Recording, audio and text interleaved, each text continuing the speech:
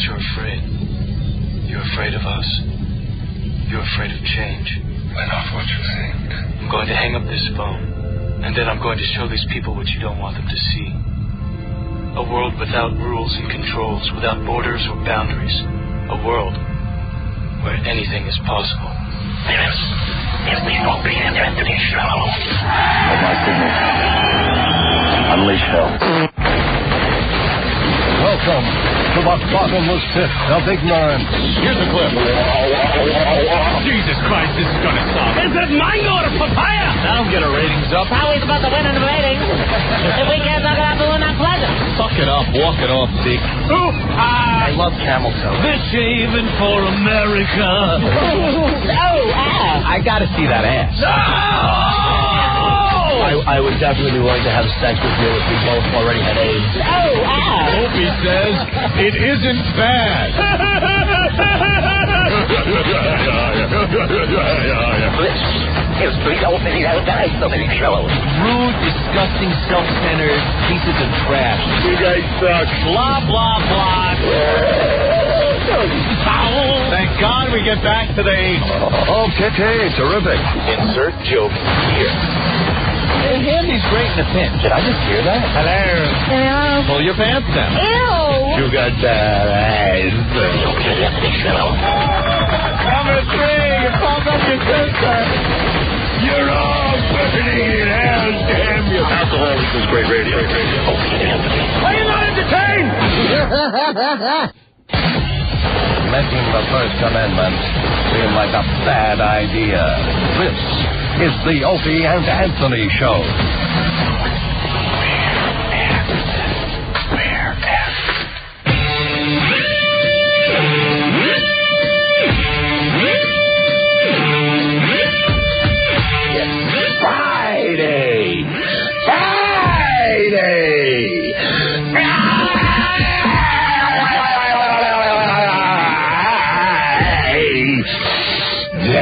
Whatever. I'll do what I want.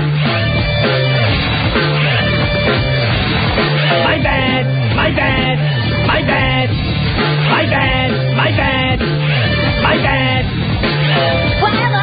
I'll do what I want. My bad. My bad. No! This is so dumb. What do you think, I'm stupid? We're going to get through this, but we just got to keep your chin up. Let's just stick with me if this will turn this thing around. But we're going to get through this. We're going to turn this thing around. My bad. My bad.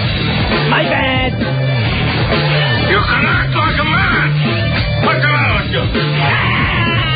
Shut up. Thank you. Chuck 'em. I don't know. I don't even know what I'm doing here.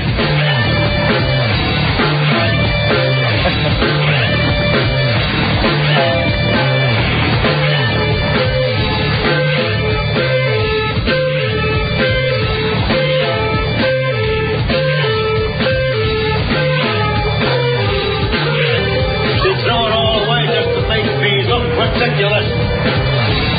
Now you get the hell out of here. What's all doing?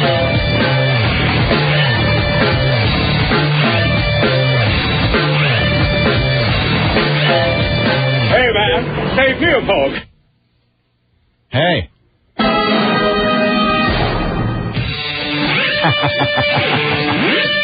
All right. Thanks for nothing. Walk it off, Dick. What is it, ignorant?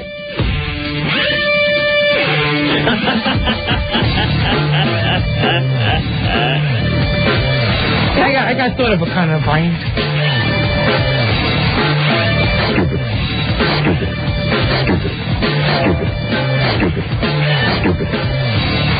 Hey, who's the stripper?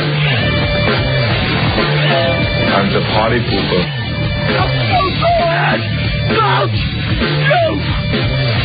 This is legal, isn't it? I got nowhere else to go. This is legal, isn't it? I got nowhere else to go. This is legal, isn't it?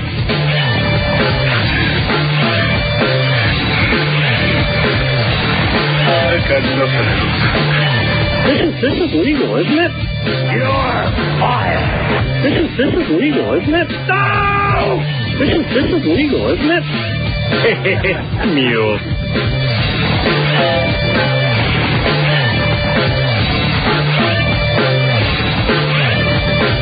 I hate this place.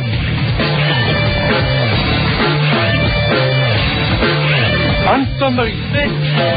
Time to be bad. What the hell were you thinking?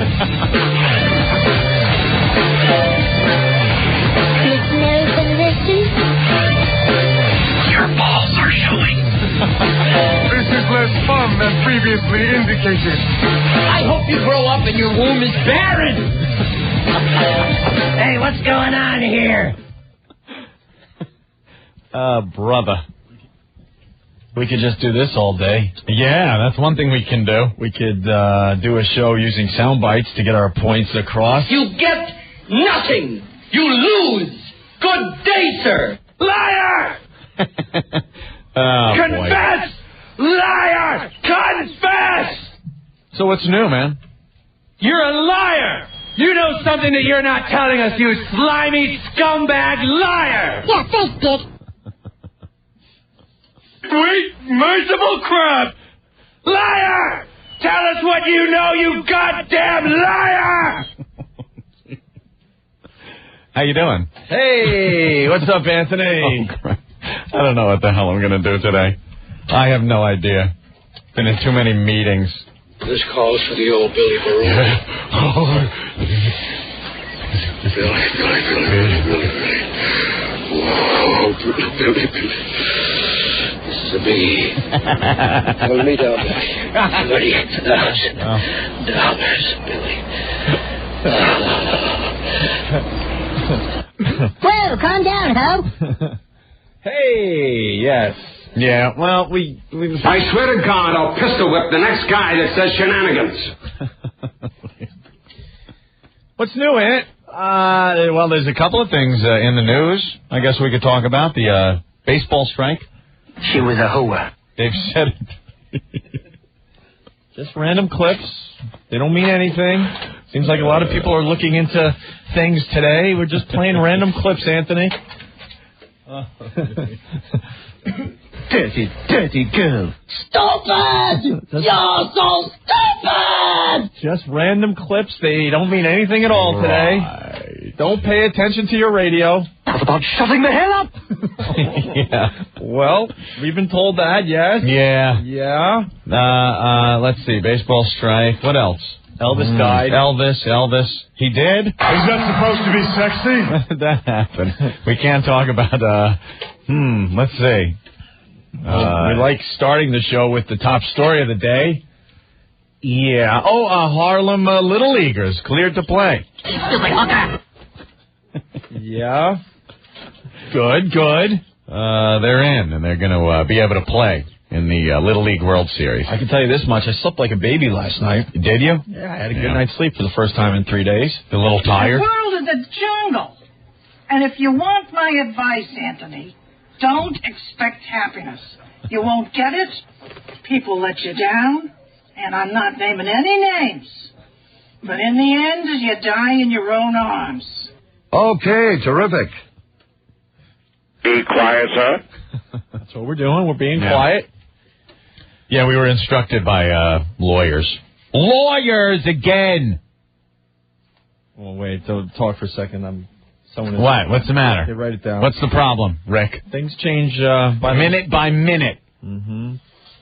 You guys are playing with fire. We are? Oh, no, that's not what it says. I'm sorry. Oh. Dick. What? Ken would like us to move on.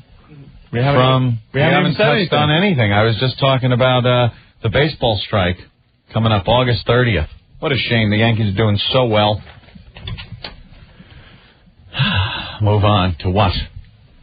Well, maybe we could take suggestions from the audience. Oh, that'll work. Oh, yeah, look at that. Look at this call. I don't even see one call we could really put on the air. No, we can't go to anything. I know what I can say. We had our event yesterday. We had our little event, our contest. And during the course of that contest, some of the contestants were arrested.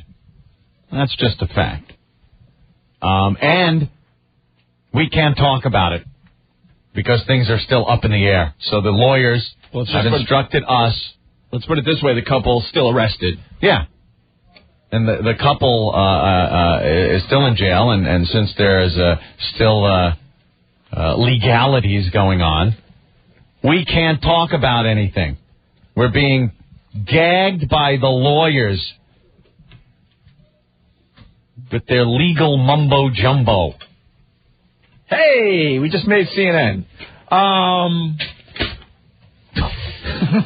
Great. Hey, Channel 5 in Chicago. Oh, really? Oh, I could do it this way. Jersey Bob? People are asking me questions on instant feedback.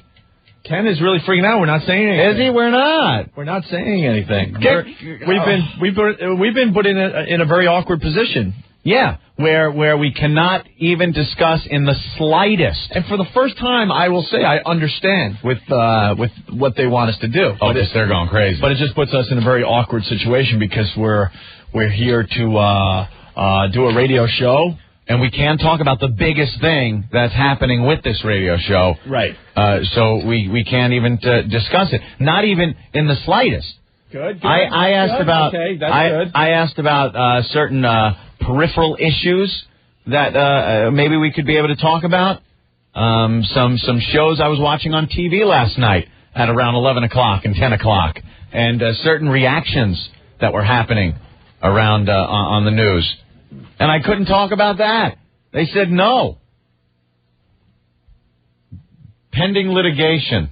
That's what they say. That's the excuse I used.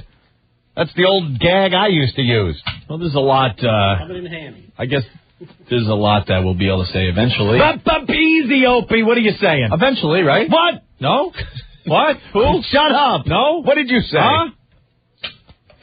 So a huge story. And we really can't even discuss it. I would love to. Can we talk about how, let me look. No. I'll just say no right now. No. The guy with the big camera lens outside? No, I heard no. We can't even discuss anything. Ask Ken if we could talk about the paparazzi. You just did. And how they didn't recognize Ant and I as we walked right by him. And they looked at us and said, no, that's not them. They're all waiting to snap pictures. No, okay, so we better not talk about that. Well, that's just... There's nothing to talk about. No? What do you think? I was reading about other things last night? I'm getting headset. No? No. Okay. No. All Thumbs right. down. Thumbs down. All right. Well... Move on, okay. We're moving on. Okay. That is as much as the lawyers will allow us to say about this. So if you're calling in reference to this, you'll not get on the air. Unfortunately, we can't discuss it. I'd love to. I'm going to love hearing my voice on the news with the little VU meter going or the radio dial going and saying, we can't talk about it. No comment. No comment? Yeah. All right, no Say comment. your official thing that'll end up on the audio tracks tonight. I don't know nothing. Oh, that's a good one. I don't, though. Put a real dopey picture of you up there and go, I don't know nothing. I don't know nothing.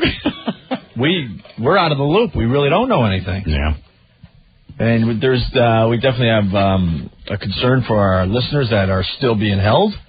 And it'd probably be a good idea to move on. How's that? Here we go. Okay. Let me see. Oh, I was doing so much show prep last night. It's not like I didn't have the phone in my hand every 2 seconds, talking to everybody. Me and Opie haven't spoken on the phone that much in years. No. And then Rick and Ben, Panicky Ben. Can we say someone from the UK contacted us? Yes? It was the Queen. No? No. No, okay. No. Can't, no. Huh? So don't say it. Don't even mention England in any way. Do we have the Billy Staples tape ready to go? Oh! Billy Staples. That's a subject we could hit on. Which means we're going to have to get Ron and Fez on the phone. We're still working on it. What? Rick. You know what? He was supposed to have cut it up and edited it, but Rick was in a 2-hour meeting that cannot be discussed. Exactly. Rick was in a 2-hour meeting. Was it about my September 7th gig in Long Island? You're the worst. You're the worst. Really, Rick? Yes. Hold that up again. So, Opie, there you go. At least you have something to fall back on, my friend. Opie, you look. are the worst. This is it for me. That means it's got to be true. It's got to be true. That's got to be true. It's got to be true. What are we talking about? Look, just look at the letters. AP? No, don't say it. What does that mean, though? It means it's got to be true. What's got to be true? I don't know. Stop it. What? You're putting me in a weird position. Me? This one was your idea. Not as weird as the... What? Who? I didn't say anything. This was your idea. What was? What was? What was my idea? It was... Nothing was my idea. I'm not the idea guy. Oh. I'm not. I'm not the idea guy. I'm just saying it was your idea to do a show today. Hey, Jim Norton, how about some yucks? Jesus. If we ever needed a Jim Norton in the studio today... You're right, I really am contributing nothing. I just don't want to say the wrong thing. Because let's face it, you're the pansy of the group. Look, I'm the first one to go. If there's a real problem and they want to set an example, you don't set it with Ope or Ant, you set it with the little blubbery-breasted friend. Oh, yeah. Okay. I will definitely be the we're not kidding around example. Why don't we get the Billy Staples tape together? Because that is some really good radio. I listened to Billy on... Is it almost done? Who's working on it? We're working on it. We just got to clean up. There's a lot of cursing and we still got to clean up. So. Rick, he was cursing his ass off. We need it in like 15 minutes because we can't do this for like another hour. I was listening to Ron and Fez. They come on in New York after our show. Why don't we set up the whole Billy Staples thing again? Well, Billy Staples used to be on our show. He used to be like one of the, cast of characters, a little rotating cast of characters that come and go during the years. And he was one of them. He worked with another guy, Paul Bond. They were Airsick Productions, if you remember. He used to write some song parodies. And occasionally we'd play one. And then it just kind of, times changed, things changed, and he moved on. And he moved on to the Ron and Fez show. Come on after us. And he changed from Fat Guy, which we used to call him, to Billy Staples. Because he got that stomach stapling surgery, and he slimmed down a little bit. Yeah. Then he plumped up a little bit, and he's having trouble with his weight again, but nowhere near where it was. He couldn't even walk. His knees would buckle when he walked. So he thought it would be a good idea to go on stage at one of Norton's shows. Recently, at Red Bank. Yeah. Red Bank. A couple weeks ago. Rich Voss. He asked you was hosting to, but not in a groveling way. We were talking because we were going on vacation. We were away, and Ron and Fez were great. Were helping me out, and they were mentioning the show. And Billy's like, "Hey, I'll do it with you." Kind of kidding around. I'm like, you know what, dude? Yeah, do it with me. Why not? You know what I mean? It's like he's a buddy of mine, so put him on, do the show. And he did. So he decided he wanted to do this. Rich Voss was going to open up the show, and then bring on Billy, and then a little more Rich Voss, and then Norton comes out and destroys the crowd. Well, the people were killing Billy before he even hit the stage. I just heard about it. I heard it was brutal, just a brutal attack on Billy. Everything from the clothes he was wearing. I hear he had a big orange shirt on, and people in the front just kept calling him, "Shut up, you big effing pumpkin." They were calling him a big effing pumpkin. And just heckling to the point where he could not get one line out. He never got to do his act. Whether it was funny or not. Right. He couldn't do anything. Right. He leaves the stage, tells everybody to go F themselves, and just leaves the stage. Rich Voss comes back on to an ovation I've never heard for Voss. They love just having anybody else on stage. And talks Billy into coming back on stage. He goes, "Try two more. So Billy comes back out. And now the crowd, even worse, he tries again to get into the flow of an act. And they leveled him. So now he's been MIA ever since that night. He has not shown up for work on Ron and Fez show. And last night, they finally got in touch with him. He's shacked up somewhere in PA. He's in Pennsylvania, hanging out. He says he cannot face the people in the station. He feels he cannot walk down the hallways because he feels so degraded. He also sounded like he was on the verge of suicide. He said his life has been falling apart. He lost everything. He now has to live back with his mother. And he's really going through tough times. And the one thing he had, the one thing that kept him going was the dream of being a popular stand-up comic. And he had been doing stand-up for 9 years. And he said when you're booed off a stage like that, it just crushes you, especially when that is all you have to live for. Isn't he in Pennsylvania somewhere, too? Yeah, that's where he's not even in the area? No. Yeah. He just left the area because, and you know why he left? He wanted to drive out of the range of the station. He did not want to be in the range where any radio might be on, where he passes by and hears people talking about how the people destroyed him. He's being way too hard on himself because the listeners decided to not give him a chance. Yeah. It busted his balls. It wasn't even about his jokes or his act. He'd never even had a chance officially. Yeah. And it was set up that way by mostly Ron and Fez, I would think. It was a ball busting. And their listeners, they were ball busting him pretty bad and stuff. And they pretty much told everybody, and I guess we did as well to a certain extent, to go there and just kill him. Just kill him. You want me to read the review of the Staples show that is on redbank.com? Sure. This is brutal. It's Showtime at the Count Basie. That's what they called it. It was at the Count Basie Theater. Watching Billy Staples' set at the Count Basie Theater fell somewhere between witnessing a SEAL clubbing and watching Robert De Niro play Russian roulette in a Vietnam prison camp.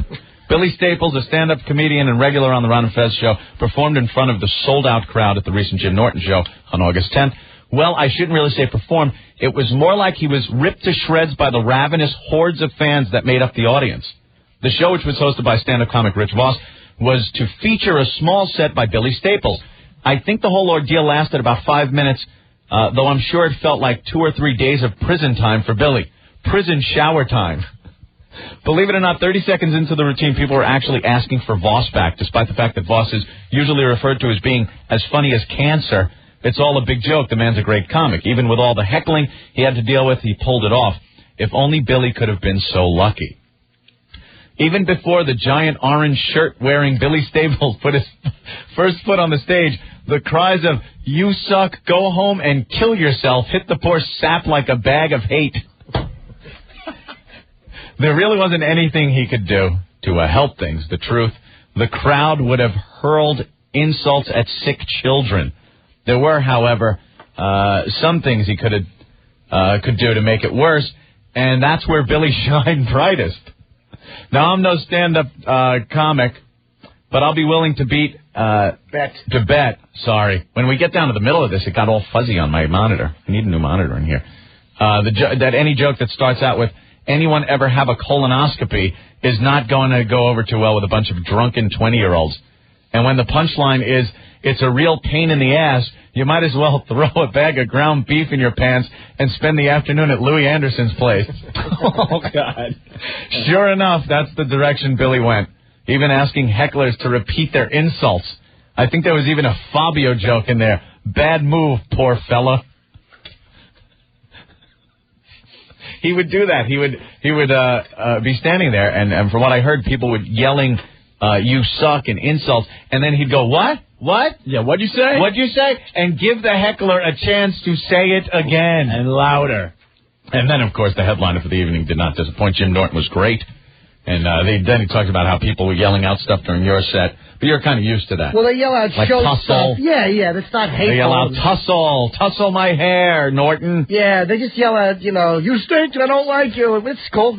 Yeah. But they're not giving me a hard time. They're just having fun. They really gave Billy a hard time, and there wasn't much he could do, man.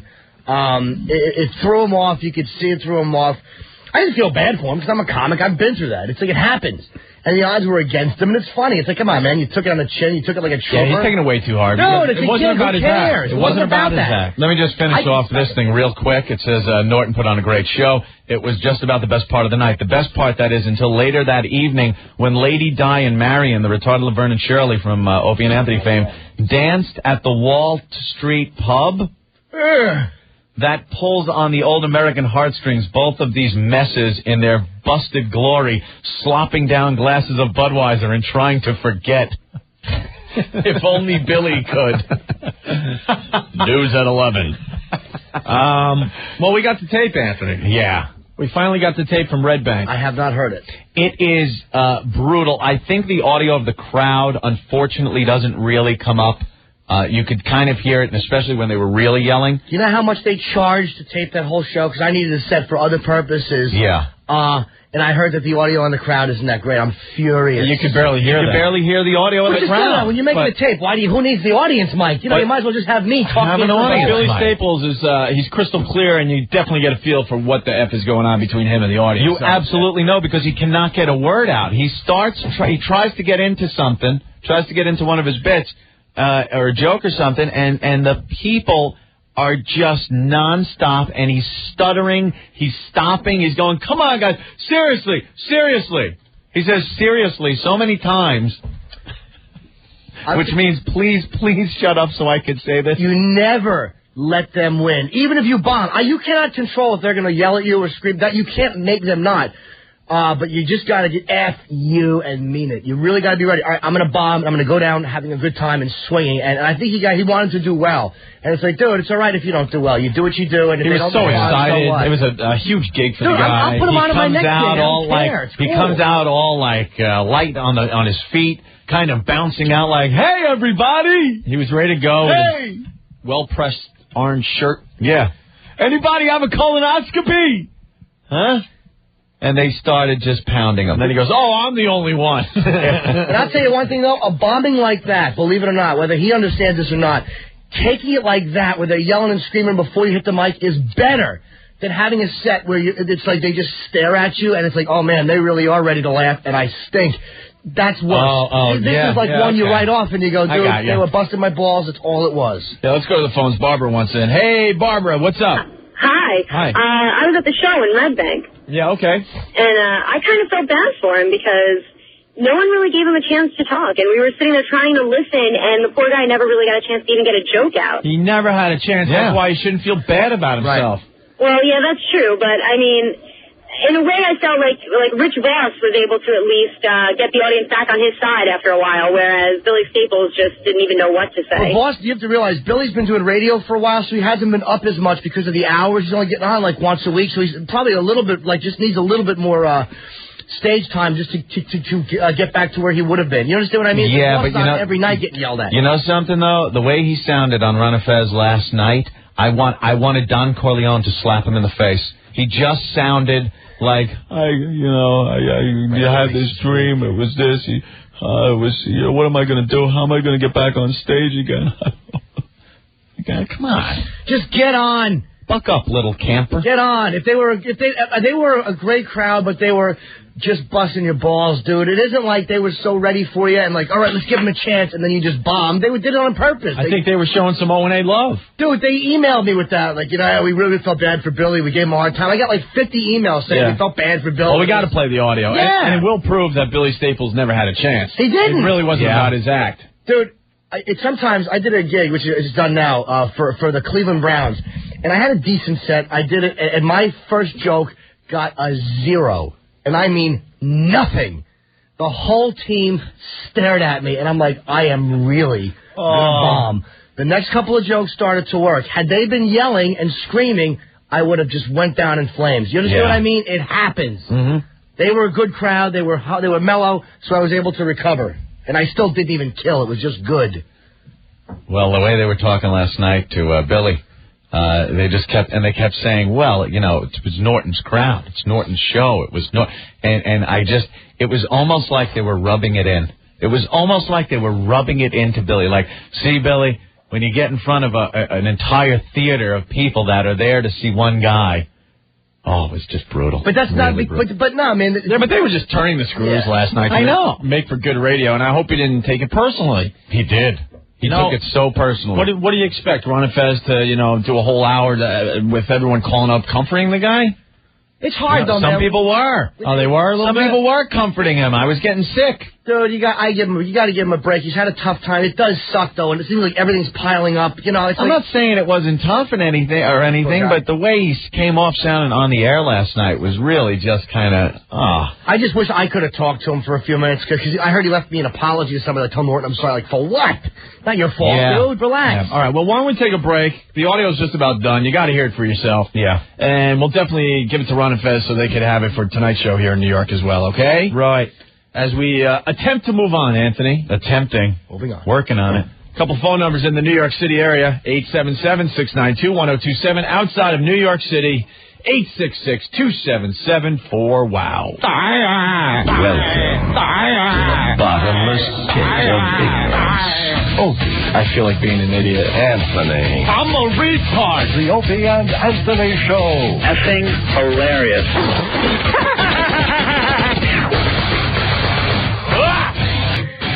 With the Dumb and Dumber Show. Shut up! Shut up! Shut up!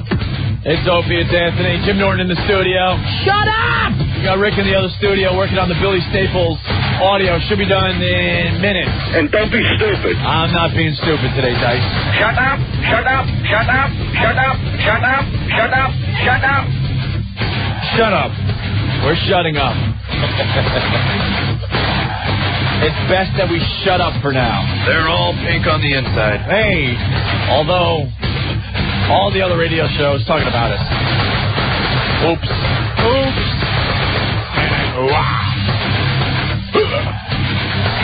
Couple phone numbers in the New York City area, 877-692-1027. Outside of New York, 866-277-4WOW. I was screaming in the office, too. Oh, my God. Why? Well, stuff I can't talk about. But I was screaming. Like, I was just, One day, we'll be able to discuss. A lot of people assuming a lot. Yeah. So baseball looks like, they're striking August 30th? Yeah. Know why they could strike? Good news for the Mets. Know why they could continue to strike? Why? Every few years? Because we always come back. Yep. That's why. That's the only reason why they're striking again. They don't give a flying F about the fans because they know that we'll be back. Of course. They got people that figure out how much money they're going to lose in the short term, and they figure out, is it worth to lose this much money in the short term, knowing that eventually we will be back. Of course. They don't care. All these stupid news stations could interview all the fans they want. And the fans could say, maybe this time I'm not coming back. You know what? Major League Baseball doesn't care. They don't care about your interviews. They don't care you're interviewing the fans because they know the fans will be back, and that's the only reason they're able to strike again. Right. End of story. End of story. You know how I kind of talk about how I'm a Met fan? The fact of the matter is I couldn't even name the starting lineup of the Mets. Mm-hmm. I couldn't tell you. Know why? Because I'm not as interested in baseball like I used to be. Right. Okay? Well, besides, the Mets are having a horrible year, and they have a really bad losing streak, so maybe it's good that they're striking. But that's why they're striking. You don't think they got people to figure it all out? What are the odds the fans are going to come back? How long is it going to take? People, like I said, people will come back. If your team is doing well, if the team that you like to go see is doing well, the stadium will be packed, regardless of if they just came back from a strike and everyone's pissed off, because for every person that isn't going to show up, there's somebody behind him that's going to buy the ticket and get in there that wants to see a team that's doing well. If a team's doing crappy, and they don't really have a fan base, they won't be there. They won't be watching whether there's a strike or not. I don't even understand. And I consider myself kind of savvy as far as the news goes. I like to be informed.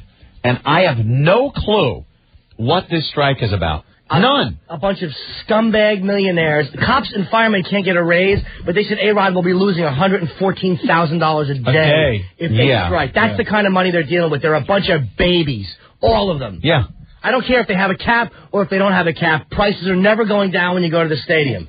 Ever. If they don't have a cap, you're still going to get raped. If they do, you're going to get raped. I understand, obviously, it's about money, but I have no clue why it's about money, whose money, who's paying, who's not paying, who wants more, is between owners, is it between the players and owners? The players are bitching. Oh, if you have a thing, if you have like any type of cap, we're going to lose money, or if you have a luxury tax, we're going to lose money, and if the owners say we're not going to pay more than, say, $30,000, yeah, the luxury that's collusion, tax thing. You can't win. What the hell is the luxury tax? It's a bunch of dumb, small market teams that aren't winning, sniveling. It's like a welfare system for baseball. They're all belly aching about all the Yankees and the big market Well, I teams. understand. They want teams like the Yankees that spend a lot of money on their players because they can to not be able to spend that much money. So how are they use this luxury tax to restrict how much money the Yankees spend? I don't know specific. I know. See, that's what I mean. I don't even understand. I hear luxury tax and I go, what? Isn't that a spot on Monopoly that I land on every goddamn time I go around the board? Every time I land on luxury tax. You pay if you spend over the cap. You pay a certain tax. Oh, I'm sorry. Shut up. Yeah. Shut up! Okay. If you spend over the cap, you pay a tax, and that goes, I believe, into the smaller market teams.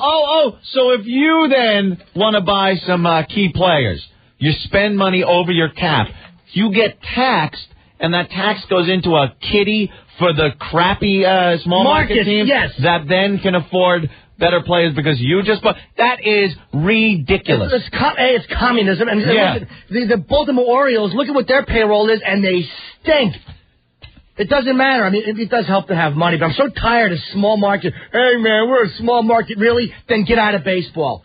Montreal is considered a small market. They don't support baseball. They don't like it. Yeah. The team is doing well, and they still don't, I don't think, sell out every night. Yeah. Get rid of it in Montreal. George, what's up? What's up, guys? Hey. I think it's different than in '94. In '94, you had people coming back now after September 11. These are just like $1 million babies that are flying. You know what? All it's going to take is another Mark McGwire thing or Barry Bonds going for 75 homers. You guys, and I'm in there too because I'm sure I'll be going back to the park because I get tickets here and there. We're going back. I don't know about and that.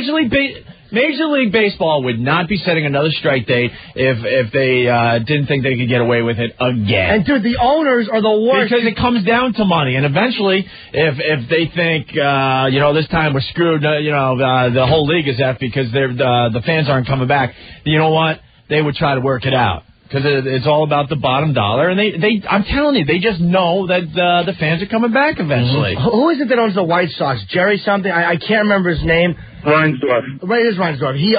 I think he was one of the biggest complainers about the salaries, and then when they came back from the strike, he gave Frank Thomas, wasn't it $50 million, or was it Albert Bell?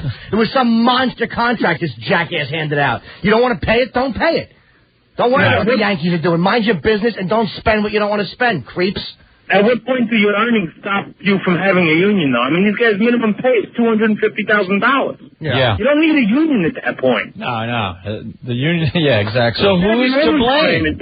Who's the bad guy here? Who's the bad guy here? I got to say the players. They're all the players are the bad guys because if you own a business, if you own a business and you can hire who you want to hire and pay them what you want. If your business doesn't do good in that state, you won't.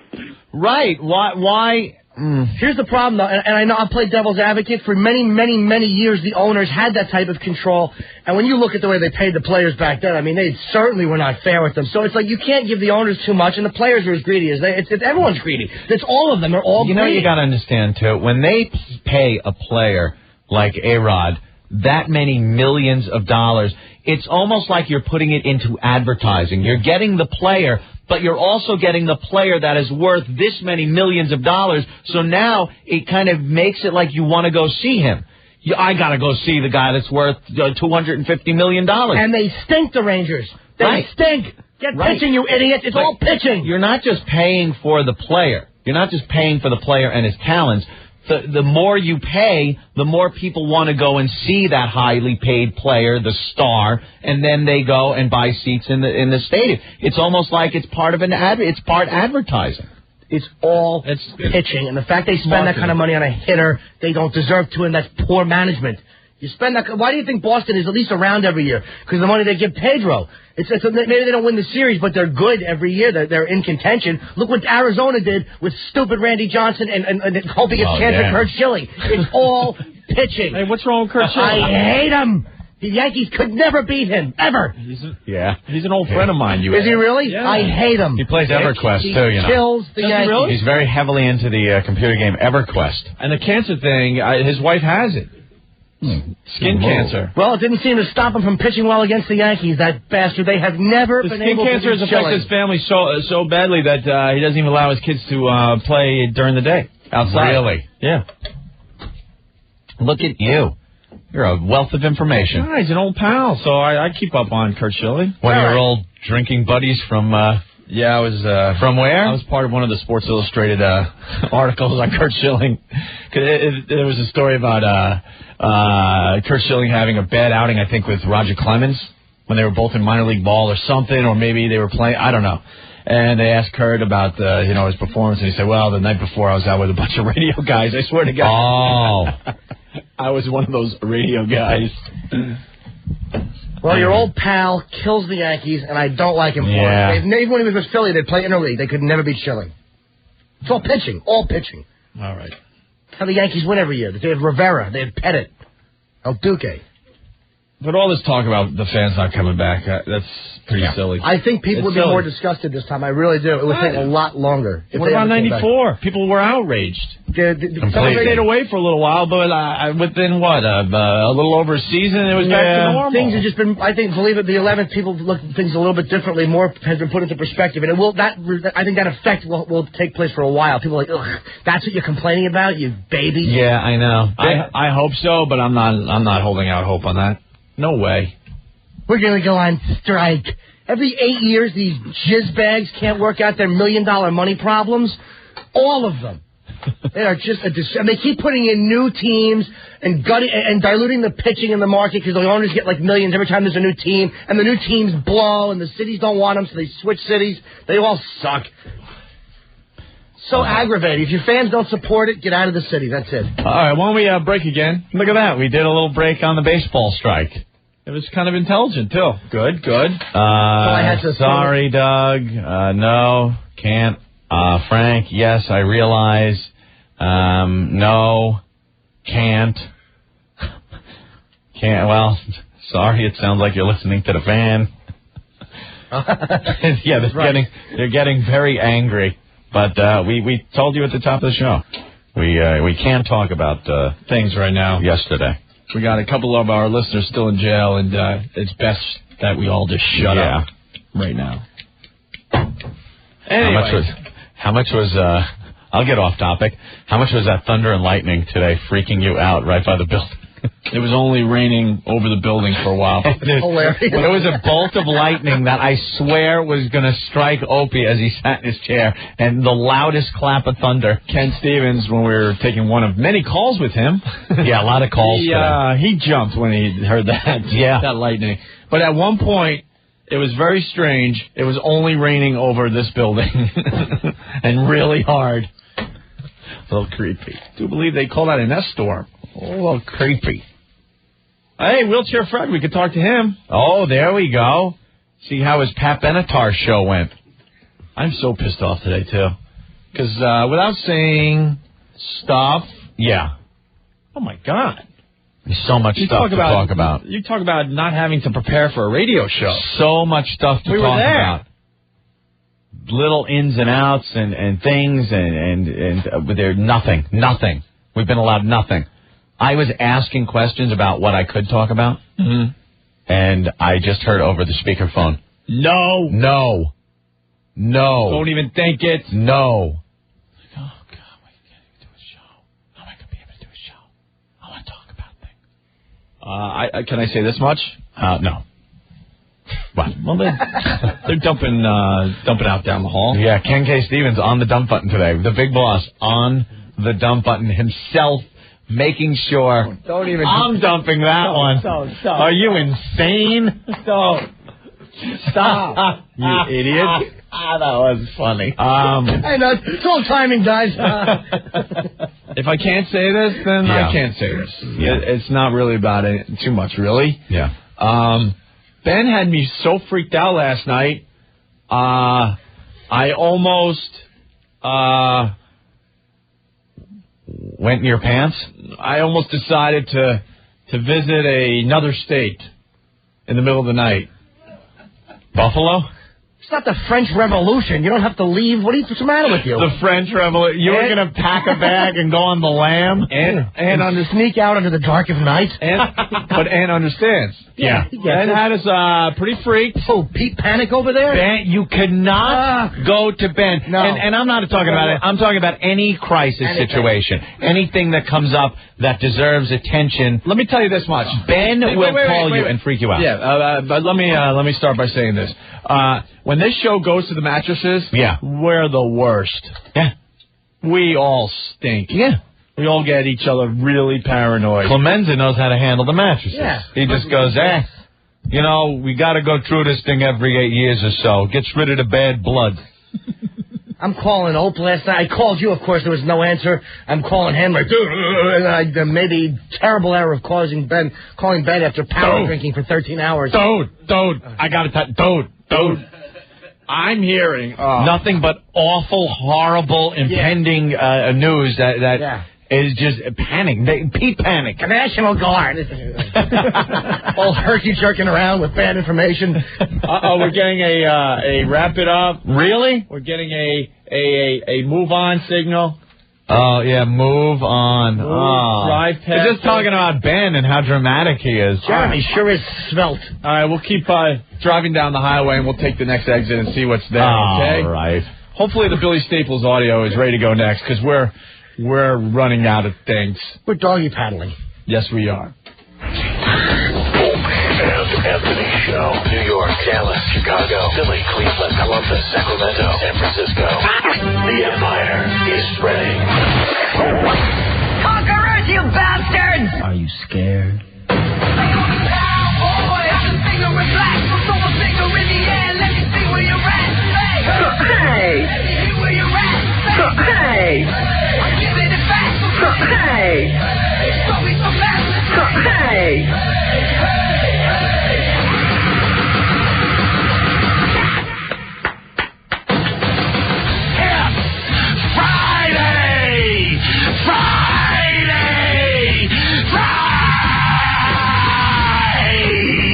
We're back with the Opie and Anthony Show. You know, I didn't have any rum in the house last night. I didn't take any of that. What was that rum? That Malibu? That Barry Williams, Greg Brady brought in the other day? And I didn't take it home with me. I left the office. I needed a drink so bad. I drank Grey Goose vodka and Coke. You ever have a vodka and Coke? Awful. The Grey Goose was that... Grey Goose vodka's great, but not with Coke. I know. I never drink vodka and Coke, but it had that orange flavor to it. It was an orange-flavored Grey Goose vodka and Coke. It wasn't bad. Took the edge off, I'll tell you that much. My hands are like I was shucking clams all day. They just had that goofy feel to them of impending doom. Great. Lots going on today.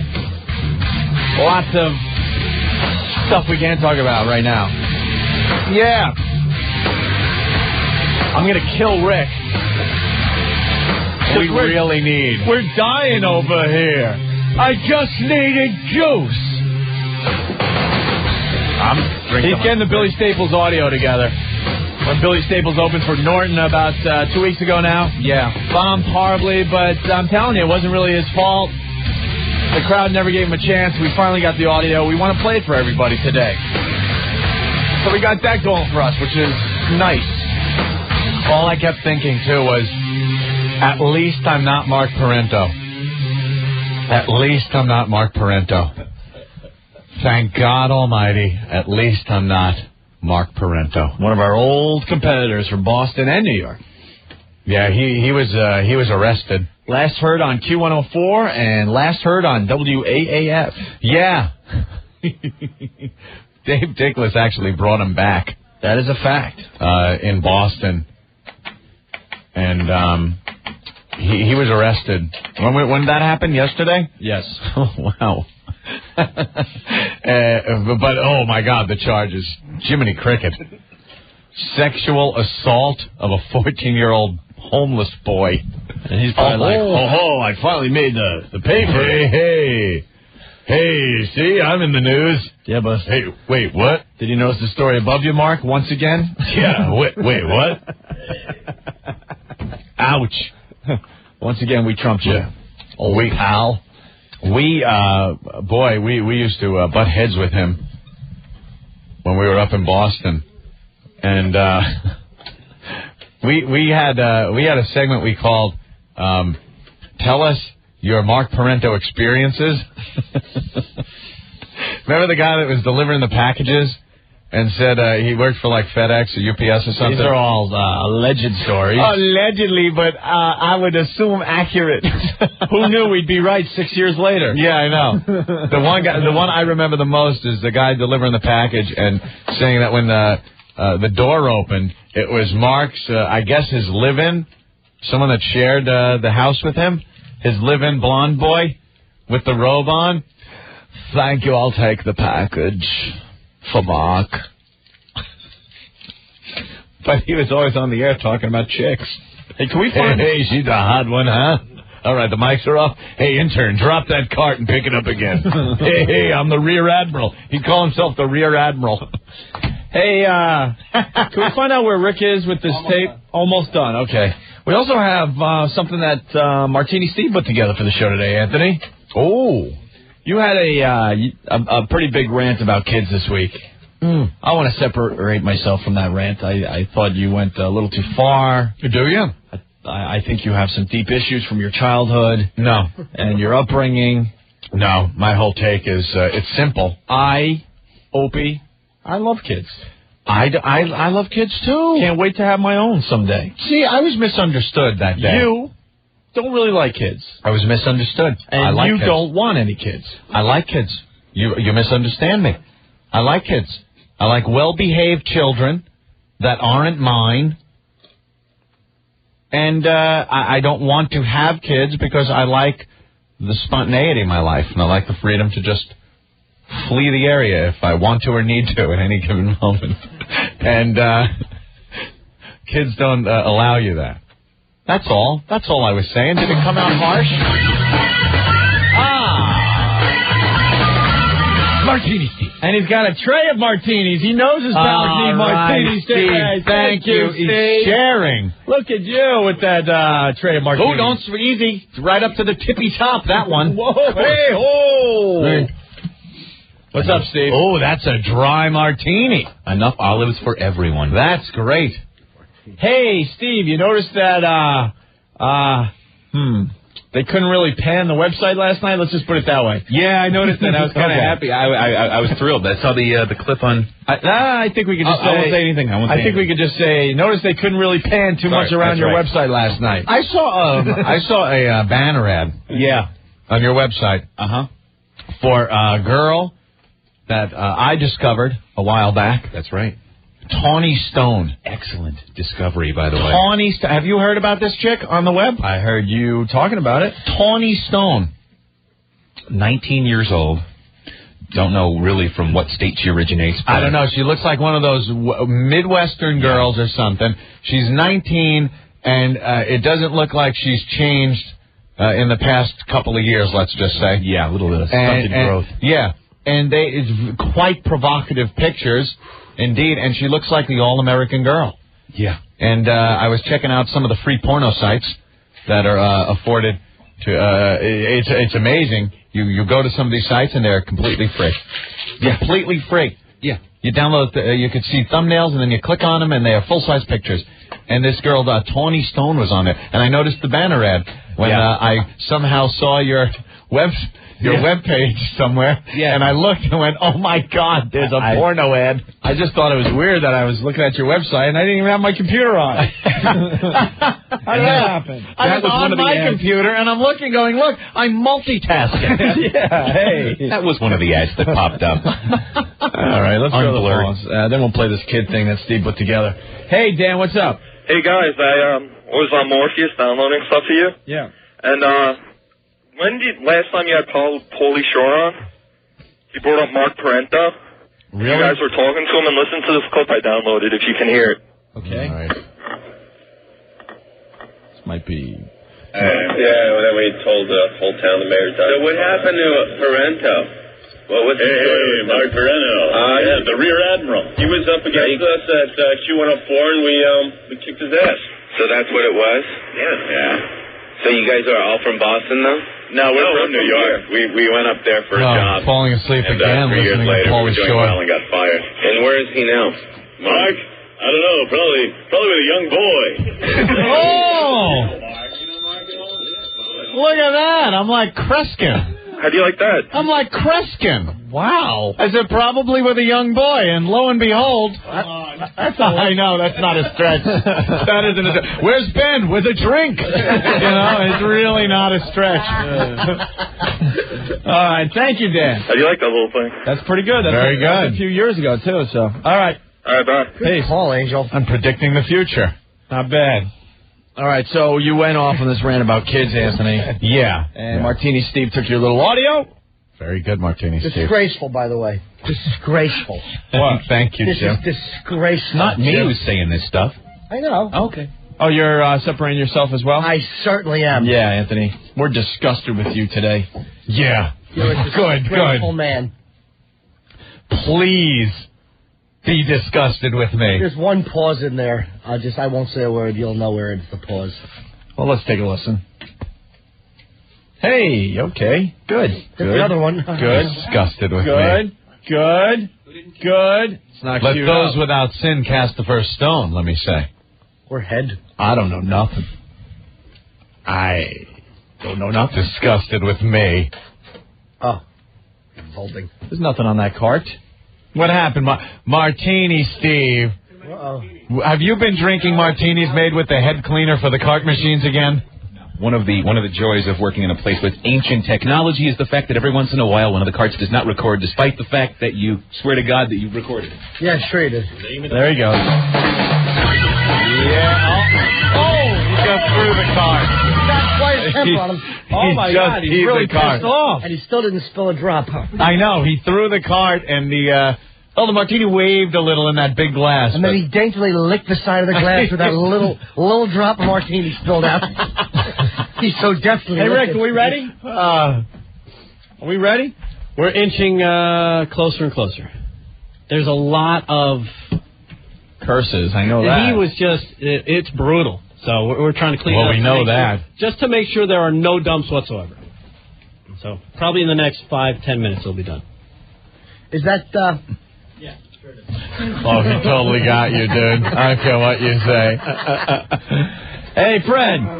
Yeah, what's up? Hey, Buzz. What's up, Fred? I'm going to tell you a few things. You want to tell us a few things? Yeah, first of all, Pat Banter.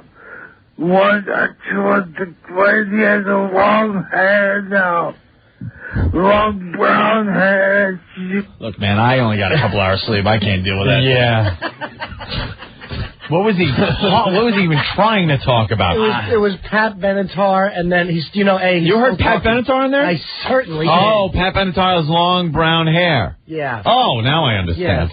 Yes. Great. Wow, that's what we need for today's show. Yes. A Pat Benatar hair update. Jesus. Come on. Is Brian Regan still coming in today? Brian Regan? Was he supposed to? Yeah, he was supposed to. No? He's coming in today? I think he's supposed to slide in for a little bit, yeah. At what time? Like around now. Around now, good. I didn't know that. Really? You sure he wants to be seen with us today? Oh, no. I'm the nice guy. What about our other guest that was supposed to come in? What about our other guest? What about our other guest that was supposed to come in today? Tracy is still very sick from yesterday. Not Tracy, our other guest. And AM Hall is also sick. Really? Oh, boy.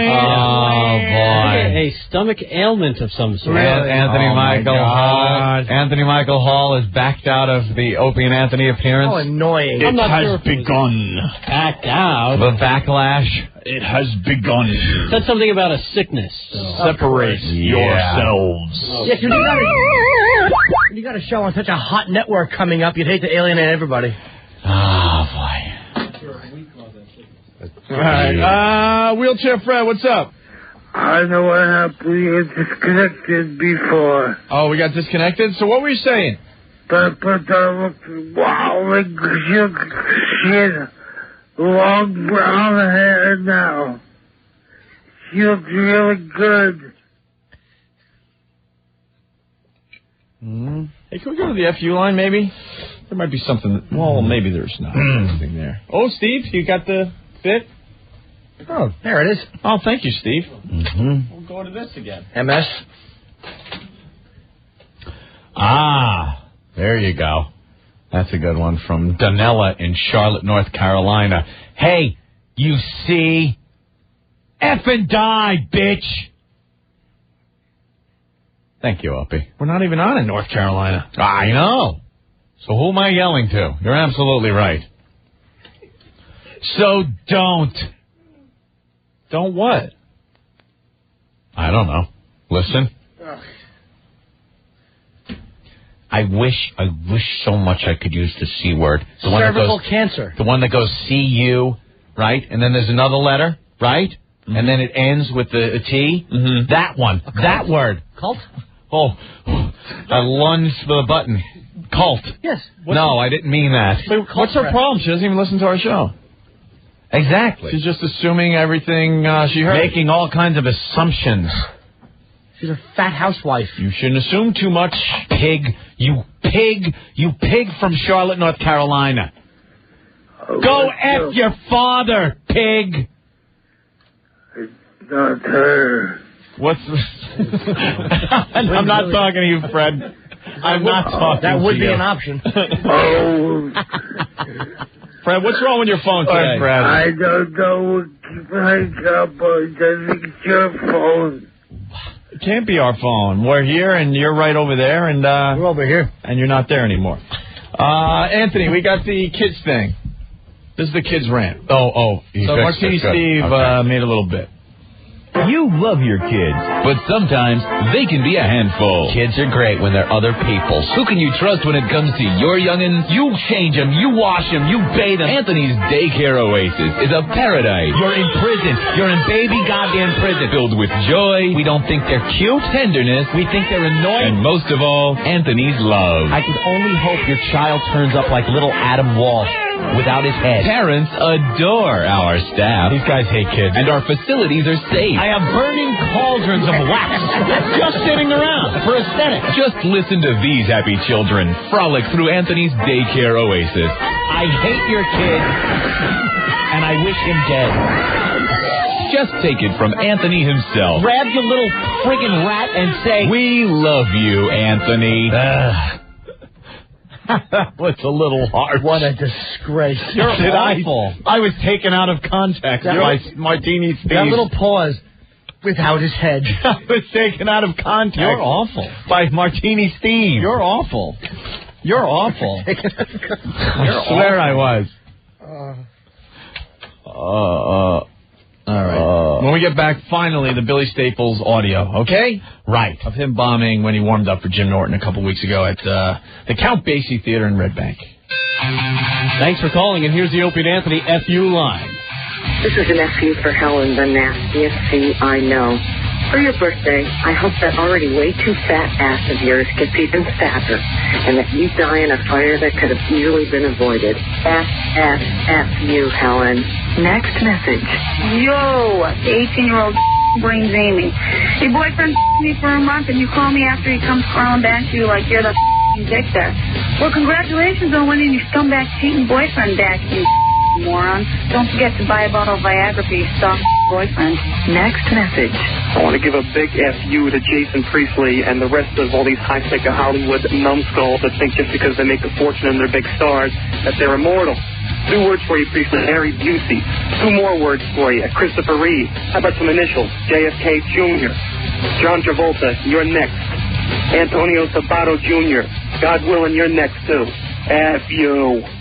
End of messages. Hi, welcome to Opie and Anthony Burger. Can I interest you in our number 4 special today? Great. I need number 4, please supersize to Greco-Roman size. Number 4, Greco-Roman size. Anything to drink with that, sir? I need Big Coke. Give me 1 Big Coke. Okay, sir. Anything else? Give me the curly shoes to go with my curly flies. Okay, that's number 4, supersized to Greco-Roman size, Big Coke, and some curly shoes to go with your curly fries. Sir, if this is correct, please spit into the microphone. Thank you. Please drive up. The Opie and Anthony Show. You're checking out the lame version of the Opie and Anthony Show. Yeah. We're as frustrated as you, trust me. It'll all make sense eventually. Yeah, there's stuff we'd love to talk about, but I've been shut down. We might have to just skip on out of here. It's getting ridiculous.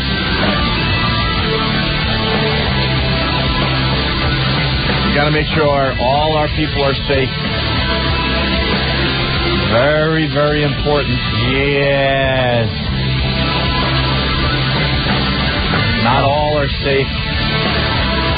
Couple phone numbers in the New York City area, 877-692-1027. Outside of New York City, 877. Nah, that's another number. 866. How's that one? Okay. 866-2774-WOW. 866-2774-WOW. We're still waiting for the Billy Staples tape. People think we're going to make it to 520-bit. No. Believe me, we need it now. Rick, we go, Rick, how much longer? He goes, we're almost there. Almost there. That doesn't help us. We need it now. And if we can't have it now, an hour ago, then we got to find something else.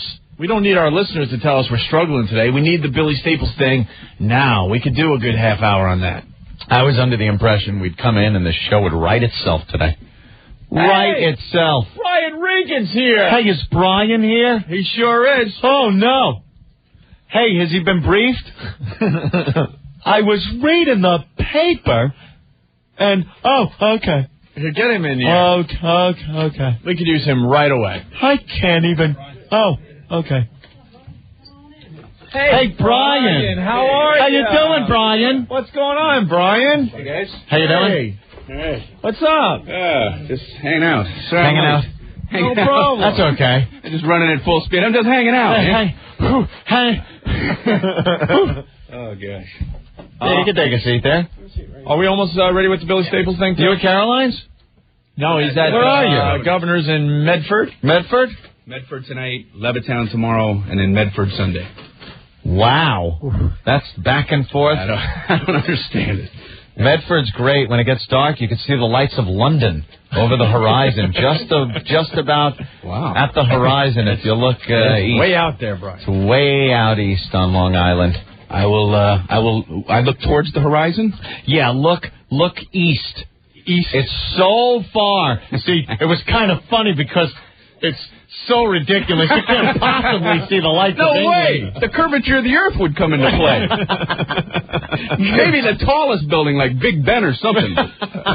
Yeah, that's the one. Hey, have you seen Pat Benatar's haircut? It's nice. It's really nice. It really is. She did something nice with it. Yeah. I hear she's grown it out, and it's brown now. It's really, she's done a good thing. That's what I think I heard that anyway. It's a little longer these days. Have you watched the news lately, Brian? No, look, you just... I don't know whether to go with that or not. Vaguely, I'm vaguely familiar with what's going on. Looks like they got to you, too. I see you got the scar in your forehead. They got to. Oh, no, they got to. You've cut out his brain, you bloody baboons! Yeah. I don't know. Why? What's going on? Nothing we can talk about. No, nothing. I just can tell by looking at you that you're hip to the story. Yeah, I heard there was some craziness or something. That's good craziness. That's as far as we'll go. That's what Dan Rather was calling it. There's some craziness going on in New York City. Craziness. Craziness. Okay. All right. Well, that's good. I guess we can't go there today. No. At least you were brave enough to come in today. Hey, man, it's my pleasure. Anthony Michael Hall decided there's better places to be today. No, I want to be here. I want to be here where the action is, where the craziness comes from. Anthony Michael Hall got that stomach wink flu. All some kind of stomach thing. He probably realized the network his show is on and threw up. That's the Sci-Fi Channel. I was kind of digging the show. The Dead Zone, it's like Anthony Michael Hall plays Christopher Walken's part, and they made it into a series. And it's pretty good. I wanted to hate it. I wanted to just joke on it and goof on it, but I watched it, and it was pretty good. And now I hate saying that because for some reason he's not here today. I just wish he would have came up with a better excuse. Bellyache. I got a tummy ache. That's one I used to use in school. I used to use that one all the time. I got a stomach ache. You know what I told the gym teacher once? Because I didn't know that I wasn't supposed to have these. You ever get like stomach pains because of gas? Oh yeah. And my mother said, gas pockets. My mother would be like, you're cramping up. You're cramping up because of that. I went to the gym teacher and said, I can't participate today. I have cramps. and he looked at me. He was like, he started laughing. He goes, why? I said, I have cramps. He goes, you can't have cramps. He goes, only girls have cramps. And I'm feeling this pain from the gas. I go, no, I have cramps. I was having my period, and I didn't even know it. It was all right in the cotton pony. I used to get like this sharp, intense pain in the right side of my rib cage. It lasted for about, it was over a 3-year period. Like every 2 or 3 months, it would just come out of nowhere. It would kill. I would literally like fall on the floor. Wasn't that running pain that you'd get? It was worse than that. It was just like the sharpest pain I had ever experienced. It was just like, and I would like fall on the floor, and my parents would go, well, it's growing pains. Don't worry about it. I mean, how vague of a diagnosis is growing pains? I can't even stand up. Hey, don't worry about it. It's growing pains. You're growing. That's what happens when you grow. You get pains. I recognize that hideous scream. Those are growing pain screams. Your rib is growing into your lung right now at an accelerated rate. Oh, my gosh. You're bleeding from the mouth. It's growing pain. I never got it, officially diagnosed, and then they only lasted like 3 years. I only had to endure it for over like a 2 or 3 year period. 3 years, and you never went to the doctor because it was just growing pain? It was like every 3 or 4 months. It was just, I'd just be sitting there eating fish sticks or something, and then, and then it would just kill me. And it would last about a minute, and then it would go away for another 3 months. How many kids did your parents have? A lot. 8. Yeah. 8. Okay, that explains it. Yeah. You can't be taking every one of these kids to the doctor with every pain, so it's like, let Brian roll around in agony on the floor, and we'll just tell him it's growing pain. I got dinner to make for the other 7. Yeah. If we lose one, I'll barely even notice. Get out of the kitchen with your growing pains. Yeah, I'm trying to make fish sticks. It's like an army mesh line. Get out of the way. You had to eat the fish sticks too, huh? Yeah, Fridays. Yeah. Friday was fish sticks? No, families with a lot of kids, fish sticks. What about margarine and sugar sandwiches? Well, I had that too. Yeah, we've talked about that on the show. Margarine and sugar sandwiches. we weren't that low. Really? I was so poor. Let me tell you a little bit about how poor I was. My grandma convinced us that that's a nutritious lunch. Not even butter, margarine. Margarine. She would lay out the Wonder Breads and then lop it with the margarine and then pour the sugar on each individual sandwich. Man. That was lunch. Yeah, that's nice. That is a true story, yes. Because you were poor. Let's go to Kim. Kim has a question for Brian Regan. Yes, Kim? Hi, Brian. Hi, Kim. I saw you at Bananas a couple weeks ago. Okay. And Saturday morning, I opened up my cabinet, decided to make Pop-tarts. No. I found out my brand new toaster oven has a Pop-tart setting. Are you serious? I swear to God, it's a Toastmaster, and it has a Pop-tart setting. It says Pop-tart on it? It says Pop-tart in that little red funky Pop-tart logo. Because, they got to use the generic term unless it's used by... Some companies are in cahoots, though, It's like they'll have the Pop-tart setting on it, or a washing machine that'll say, put Tide here. And you're like, they're in cahoots with each other. But if it just says detergent or toaster pastry, that's a whole other animal. You wonder, if they had this big, giant meeting, with the Pop-Tart CEOs and the toaster oven head honchos. Hey, how about we work together? And instead of going with the generic toaster pastry term, we write Pop-Tarts on there, we corner the market, we start making millions! And you could put on the instructions, put into Proctor Silex toaster oven. We'll rule the toaster pastry and toaster oven world. That's right. Because they got to get it on the other end. Brian. Yeah, that's right. I don't know anything about business. Why are they going to put the Pop-Tart button on there if they're not getting a little kickback from the Pop-Tart? That's not a quid pro quo. Right. That's just quid. Something. Hey, Andrew, what's going on? Hey, Dumb. Hey, Dumber. Hey, thank you. Yeah. How you doing, little Jimmy? Hello, sir. Brian, I was wondering if you liked peanut butter and jelly sandwiches. Yeah. Yes, We're heading down this road already? Usually this happens a little bit later. No messing around here, guys. I get right into it. The listeners know we're struggling today. Right down and we can't wait for Opie and Anthony to get to this. Oh yeah, man. I'm going to be talking about all the controversial stuff. Yeah. I'm coming after peanut butter and jelly. I'm coming after Pop-Tarts. I'm coming after T-shirts. Did anyone ever tell you shouldn't talk about peanut butter and jelly because you might get in trouble if you do? Perhaps you should steer away and move on to something else.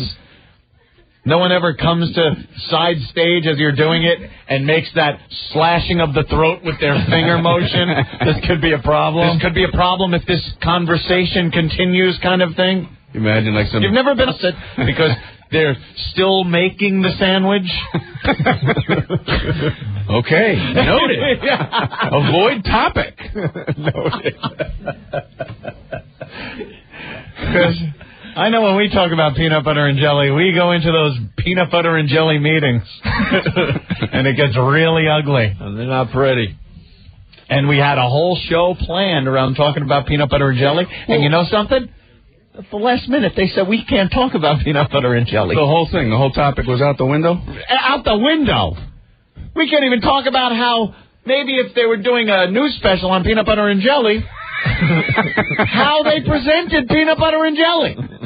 It is such an off-limits topic, PB&Js. So now we got to sit and wonder. Hey, you know what I was wondering about that topic? Yeah? Yeah. Sometimes they put peanut butter and jelly in the same jar. Have you noticed that? Yeah. That is that's nuts. Really. And I don't know if I'm going into some territory where your lawyers are going to have to get in here or not. But is there a point to that? I mean, I'm lazy, but I want to meet the guy who needs that. I could go for a sandwich, but I'm not going to open 2 jars. I can't be opening and closing all kinds of jars, cleaning who knows how many knives. If you're that hungry, just, or lazy, put some croutons in there. You get the whole sandwich on 1 spoon. Oh, my God, I'm going to have a second one. Oh, scrumptious. As was the first. Or sometimes you might want to, you don't want to clean the spoon, so you put it on a squeeze bottle. Lunch and no cleanup. Can life get better? I submit that it cannot.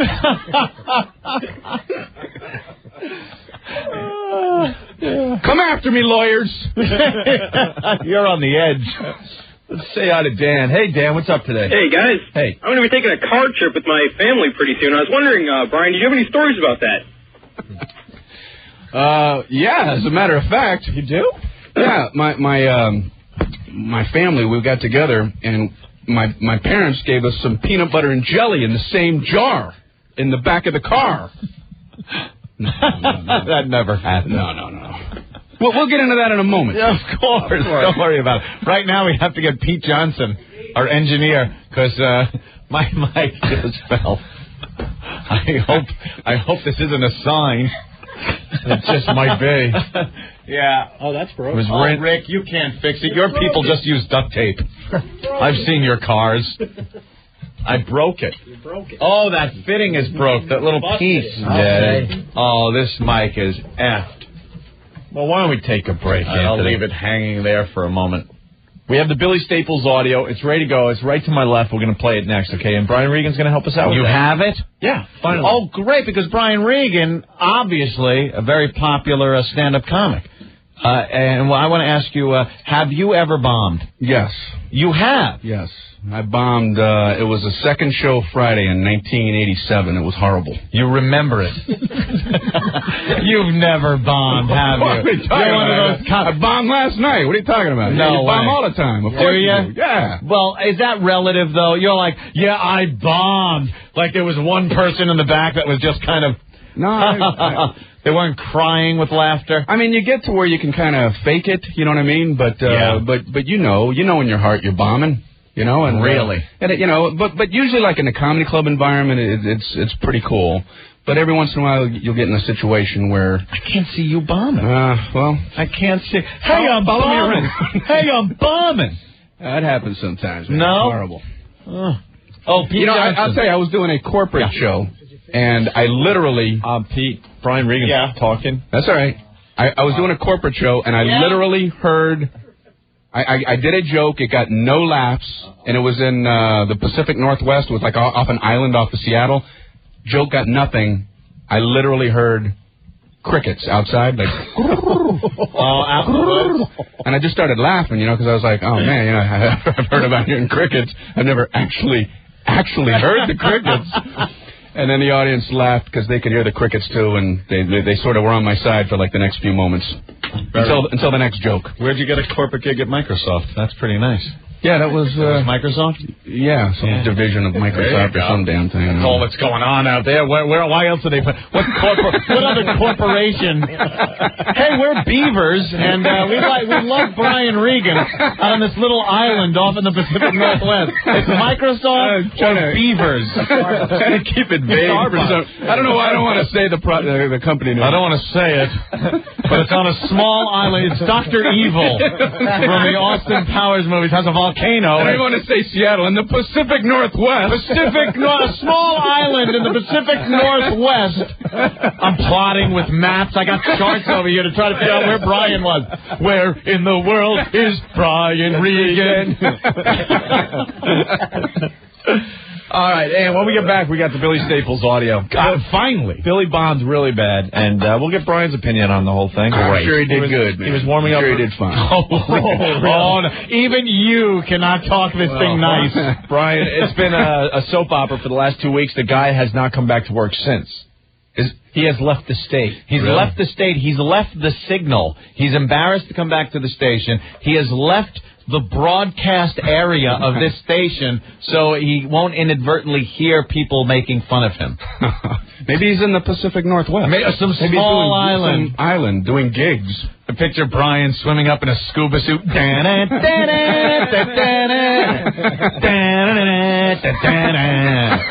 the only way to get there. Q. Brian Regan playing Governors. Medford tonight. Levittown Saturday and Medford on Sunday. Very funny guy and one of our pals. And he wasn't scared to come in today, Anthony. That's right. Or maybe he doesn't know what's going on yet. So right when the mic's going, hey, what happened? Oh, I can't be here anymore. Oh, okay, gotta go. Opie and Anthony are the latest shock jocks to hit it big. Goddamn! They are heavily into one thing. Boobies. Yes. One of you, I don't know which one, said, then you can pull out your business. It's junk. We're artists. You present it as innocent, but I'm not so sure it is. Screw you. We're artists. Is there anything you won't do for ratings? We are publicity whore bags. Publicity sluts. We're artists. This is all about money. That's what it comes down to. Because you're mercenaries. I mean, aren't you mercenaries? We're radio mercenaries, dickhead. We're artists. We're entertainers. We're not psychologists. We're not doctors. We're not daycare workers. We're artists. So it's all on the parents, none on you. None on us. We're artists. The Opie and Anthony Show. None on us. you say like this. You're checking out the Opie and Anthony Show. Brian Regan in studio. Oh, yeah. Playing Governors.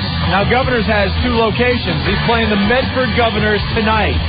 Tomorrow night, he'll be in Levittown at that Governors. On Sunday, he'll be back in Medford. Right, Brian? That's right. Wow.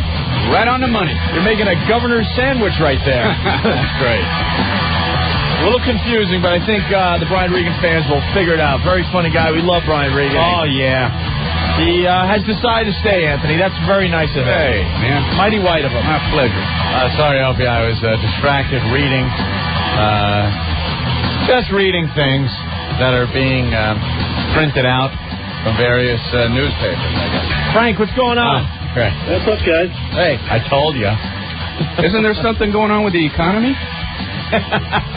Yeah, there's buying and selling. Yeah, I heard like the stock market is very volatile. Not the only thing. Frank. Hey, guys, what's happening? Hey. You're never going to believe what WCBS2 just teased for their 5 o'clock news. I knew it. I knew they were going after the stock market. What? Is it up or down? No, Brian, it's a story about peanut butter and jelly sandwiches. Peanut butter and jelly. Yeah. Nice. It looks like to be a pretty juicy story. Unbelievable. Right off the top. Thank you, Frank. All right, guys, take it easy. All right, bye. All right. Well, we have the Billy Staples audio, Anthony. Peanut butter and jelly. I think we need to move on from peanut butter and jelly. Yeah, I'd have to say that, but Covered the topic. It's a sticky situation. That's whack hat. Yes, Brian, it's going to be one of those shows. You don't have to ask.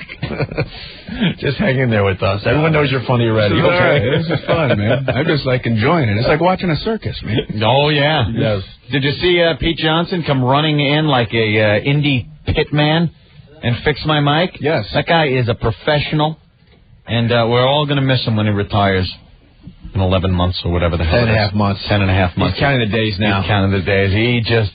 40, how many years? 44, he said. 44 years of working at this station, and it just being the smoothest sailing ever.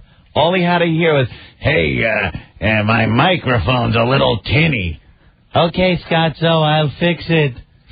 Nothing like that. Now there's staining of carpets by couples. And he replaced the carpet yesterday. He replaced the square He of should have had to carpet do that. that we had. I know. Why did he have to do it? He just decided he didn't want to look at it anymore. You notice the brand new carpet in here, Brian? Yeah, it's very nice. Nice, isn't it? It's very nice. Is there one tile of carpet that's a little cleaner than the rest?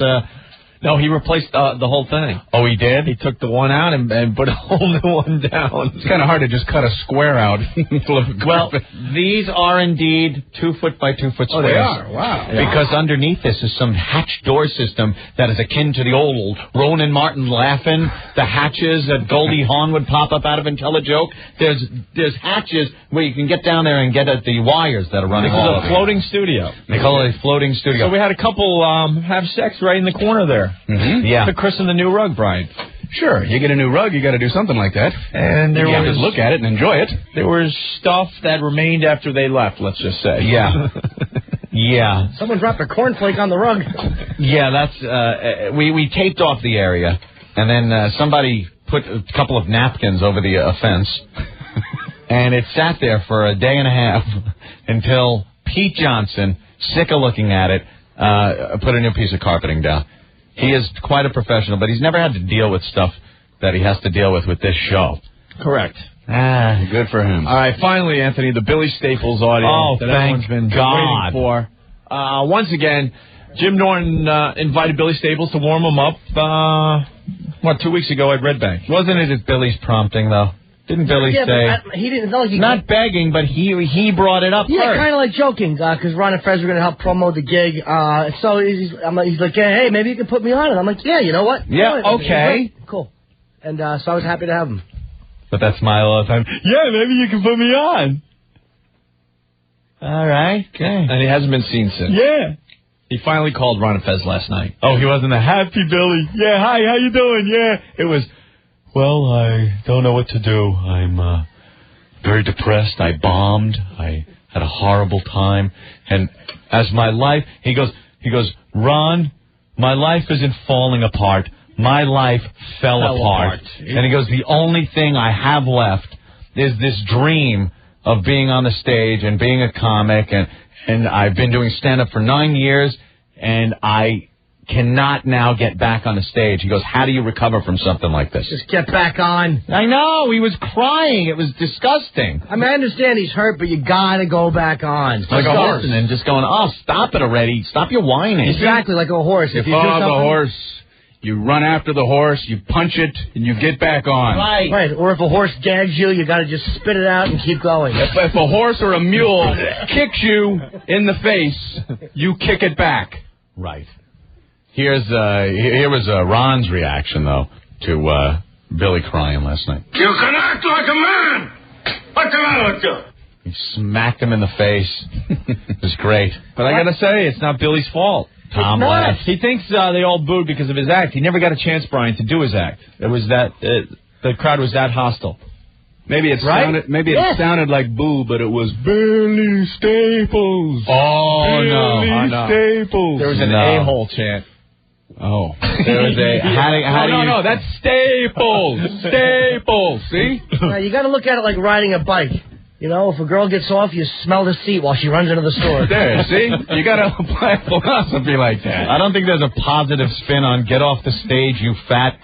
It's really not. Now, we got the audio. Billy comes in crystal clear. You can't really hear the crowd. Well, we boosted a little bit, right, Rick? We did. How'd that work out? We were hard at work. We double layered it. We tried to boost the crowd and bring up Billy and kind of match it as best we could. Mm-hmm. There's going to be a bit of a hiss, but that's just the hiss from the VCR. I hate the hiss. God forbid that when they record it and you're paying to have it recorded from the actual venue that it should sound properly. Who would want the audience mic for a live recording? And part of the problem, too, is that when he starts screaming into the mic, it freaks the mic out because he just starts...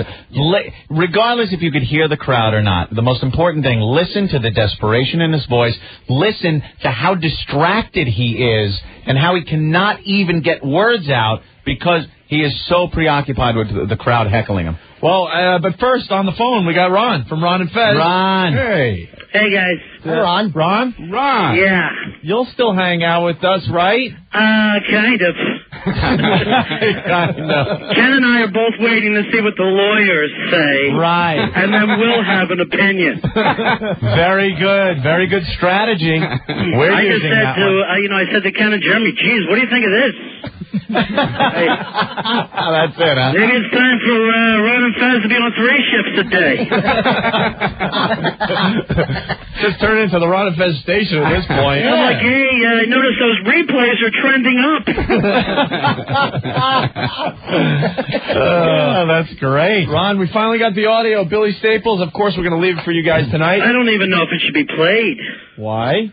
You know what kind of shape he's in. He's suicidal. Let me tell you something. I listened to your show when you talked to Billy on the phone. I wanted to reach through and smack him.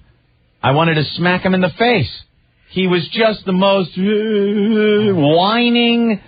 Yeah, he's pathetic. He really is. When he said my life isn't falling apart, my life fell apart. Hey, look at that. They're talking about peanut butter and jelly on Channel 2. Oh, where is that? Oh, look at that. Hold on there, Ron. Now there's... Why are the Rockettes there? Well, it's a coming attraction. Oh, it's what they call a teaser. They're teasing a peanut butter and jelly sandwich story on Channel 2. Right. Sorry, Ron. Yeah. Hey, if you missed that one, another one's coming on in 5. They've been on all day. A lot of interest in peanut butter and jelly. Yeah, it really is. Talk about like going the other extreme. So you bring me in to do some Pop-tart jokes. Right, sure. You bring Regan in. It's like the sunlight after a bad storm. Right. I don't know. Regan is like when OJ was hanging around with Rosie Greer the next day. Yeah. And everybody's like, hey, Rosie Greer's great.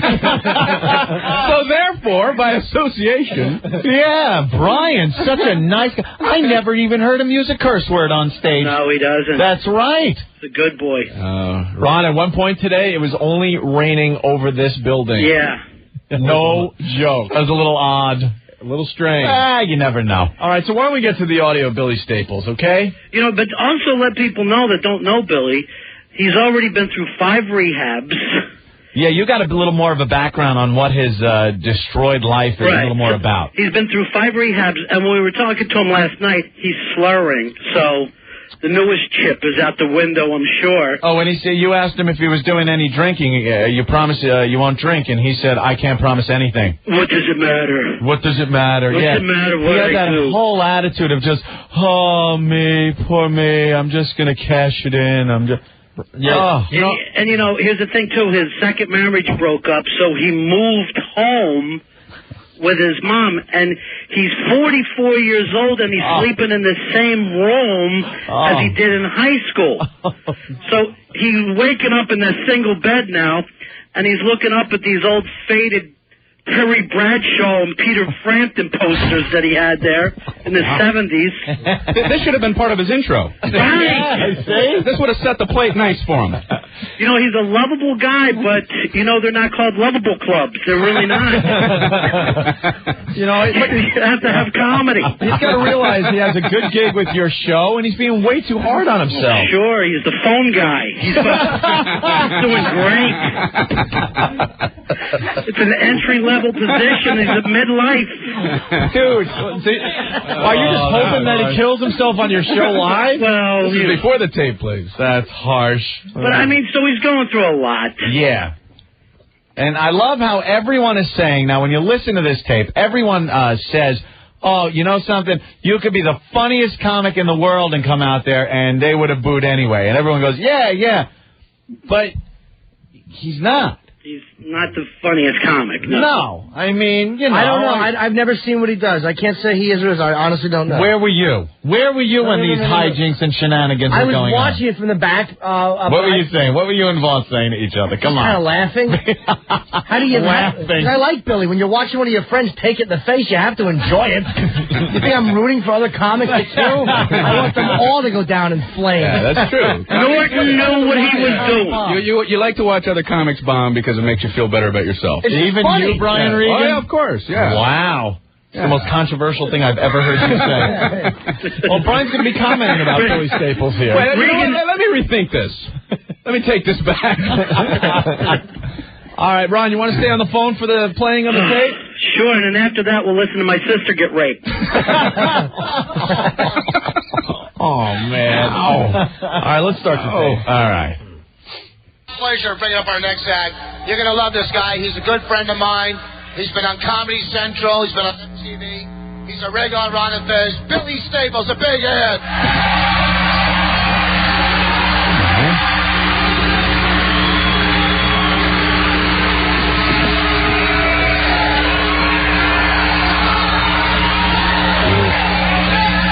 What the f*** we expecting, Fabio?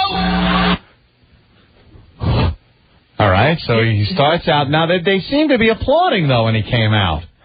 I heard, applause, and then I heard a slow turn to low boos. boo rumbling. Yeah, a little low boo, but there was yay. I think William didn't take charge immediately. You can't. I told you that Bill Maher story in Phoenix. Open for dice. You can't sometimes stand there and just go, all right. If you hear them applaud and then this low murmur of boos, you got to get right to the mic and start rapping. This is not the L.A. Improv on a Saturday evening. I mean, these are a bunch of drunken pigs. I'm not on the road anymore.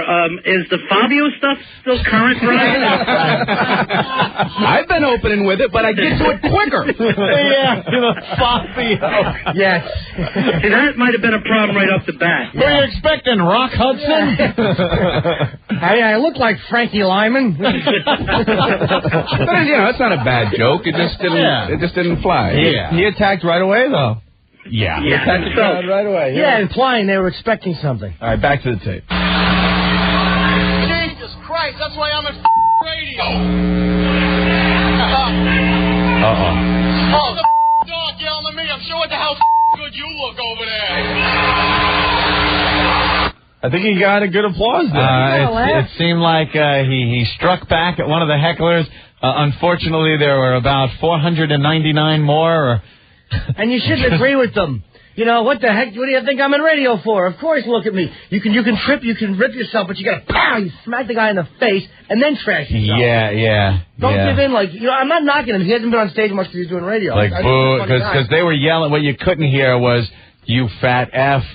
He was wearing the big orange shirt, so people were yelling, you look like an effing pumpkin. And they were really being brutal, so then he did a little of that self-deprecating Well, what humor. does Brian think so far? You know, he got heckled. He came back. You know, he's trying to get control. You know, he's doing his thing. Right? You are good. They send you to the Middle East. Well, hey, why don't you Jews get along with the Palestinians? Actually, we should send him down the hall. Palestinian even starts with pal. So why don't you just be their pal? And Israel starts with is. Pal is. We could is be pals. Is be our pal. All right, back to Billy. There it is.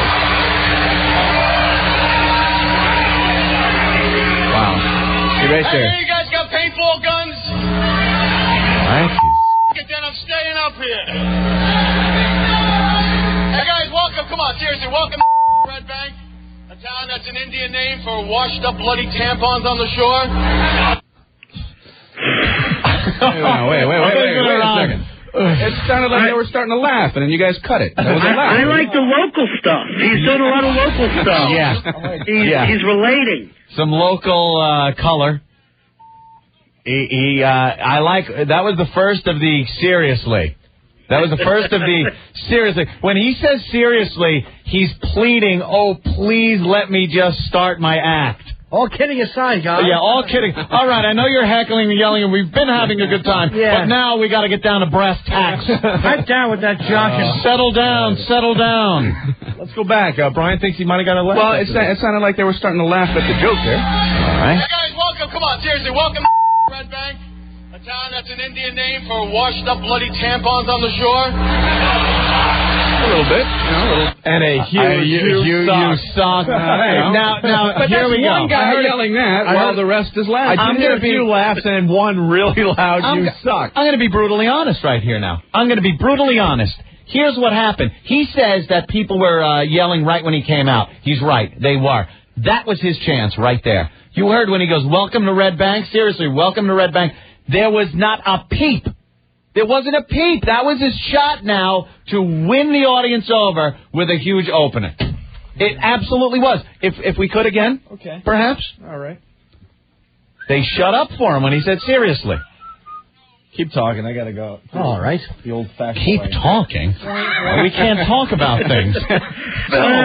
Maybe the choice of tampon didn't work out for him. Yeah, maybe that. Tampooning might have helped a little bit. I think Brian enjoys a bloody tampon joke every once in a while, right? You never know. Everyone has their different style. Yeah. He's got a style. Is that you pull that out in the third set, right? Yeah, that's late night stuff. Yeah. That's Reggie Belzer's material. All right, you want to hear this again? Yeah, let's hear. Hey guys, welcome. Come on, seriously, welcome to Red Bank, a town that's an Indian name for washed up bloody tampons on the shore. I got a laugh, too. I got a laugh. That's what I'm saying. Might have laughed. That's a lot of heckling. All right, already, we heard you stupid Not really. See, that actually got a nice laugh. There was one really loud heckler, but you got to smash that guy really hard. That's the thing. He's got enough of a base where if he can shut the one guy down. Right, he had it right there. That was his moment. He got a little bit of the laugh. He should have smacked the guy in the face, and then boom, right again with some strong stuff. You got to hit a guy like that. I think he was thinking more of a shotgun blast at the audience than that laser comeback line. Oh, is that it? He was going to take everybody down. A shotgun blast. Yeah, it's kind of hard to get them all back if you shut them all down. But a guy like that, man, you got to hit him. It's like, hey, why don't you take a long walk off a short pier? Hey, yeah, you. That's the crowd laughing. A lot of people checking in that were there, Anthony, saying that the tape is not doing the performance justice. Everyone is saying people were screaming and yelling and heckling the whole time that you could barely even hear him. Well, the fact that Marley Maitland did the audio on this, I would like to smash this company. Yeah, the crowd wasn't mic'd, obviously. So why would you on a live performance? Who needs the crowd? So just keep that in mind. I mean, they were just riding him really hard. Yep. It's a lot louder than it sounds in this tape. So when it's silent, there were people screaming. Yeah. All right. Imagine what it sounded like in his head. All the demons screaming at him. Booze, pills, and the audience. That into the chorus. In his defense, he had that stomach stapling thing, and it didn't take. I mean, that's rough to deal with. They didn't take or not take. Well, he's gained weight since his stomach has been stapled. He's popped a few staples. How do you break that to a patient? The stapling didn't take. Sorry, your stapling didn't quite take. These might just be growing pains. They call back. Go on, yeah. Billy just didn't hit them hard enough, man. Maybe they made the staples out of pure butter. Is that it? That ties in with the Fabio. I can't believe it's not butter. This is the kind of stuff he needs. If a guy heckles you like that, you got to say to the crowd, "Hey, wouldn't you like him to shut the heck up?" And they'll all clap and get on your side. Back to the tape. All right. Some of you may be saying to yourselves, why the you got a name like Staples? Because I had that staple surgery, right? The stomach stapling? Doing a great job, huh? You guys are so kind. Come on. Shut the up and let me do the act. Okay. That's right. Even Brian. That got Brian. That's Brian. That's a hard moment there. That's a hard moment there. That's a hard moment. Let me do the act. Oh, my I know the God. feeling, That was so bad. You know the feeling, but that's the worst thing you can say. They're not going to just sit there and go, he makes a good point. Okay. That's the Jake LaMotta moment. Hey, don't bother me, pal. I'm trying to do my routine. Don't bother me, pal. It's more like he thought he was going to be the prom queen, and the blood started pouring down. Yeah, exactly. Wow. Brian's face. Brian was pained to listen to that. Brian made the same face I saw Ken Stevens make 8 times today at different phone calls. Okay, let's hear more of the Billy Staple.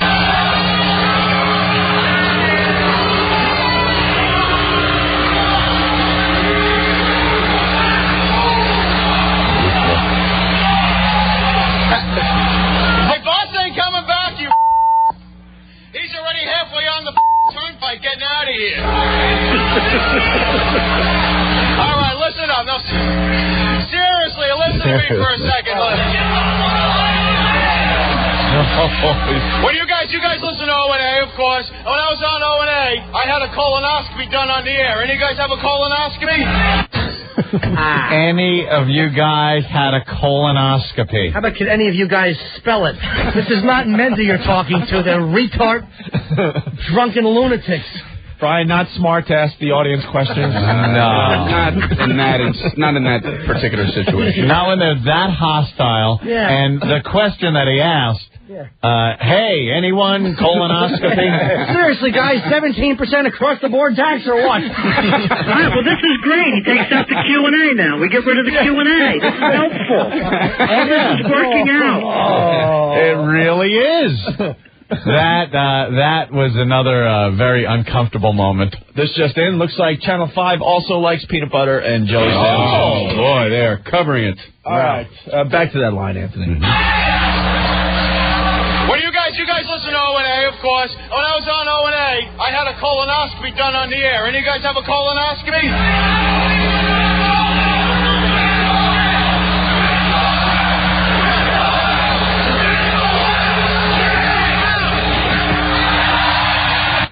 All right, so they're yelling and screaming, whip him out, and being a kind of a large man, he decided to lift his shirt up. He lifted his shirt. His man boobs. And he got a good reaction. That got a ovation. See, false scar?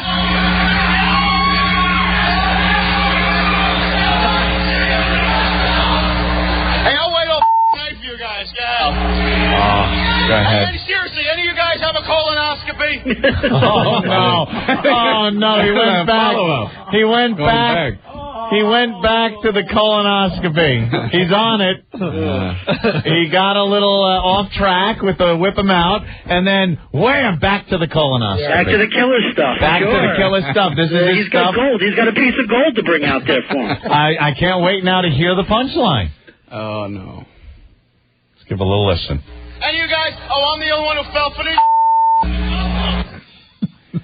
Fell for it. Fell for You were diagnosed. You fell for it.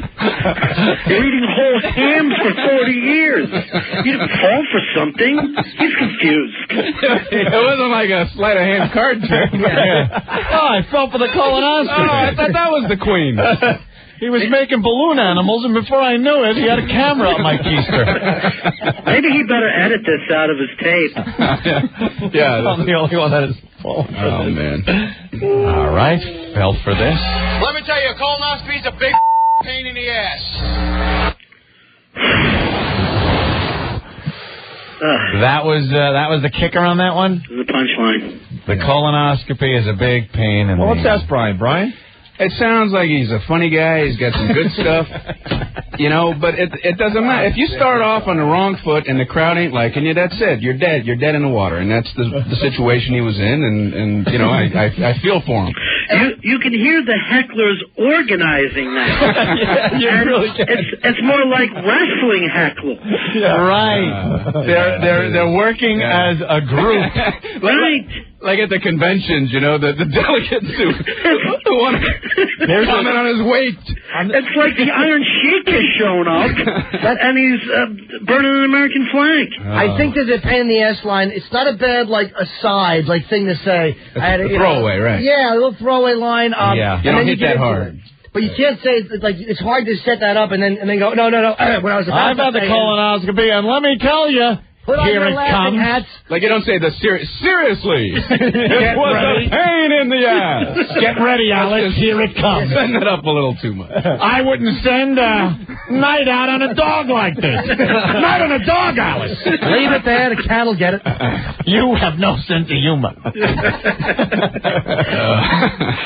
Billy Staples. Here he is. Right? Well, tell you, hold on. Let me tell you, the worst part is the preparation. You got. Sounds like he's drowning.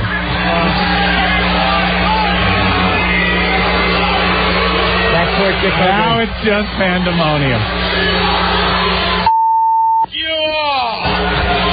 Now, right here, he should say, seriously, anyone ever have a colonoscopy? Right there. He's missing his mark again. That's where it just rose up 20 notches and became that full group, became one entity, just...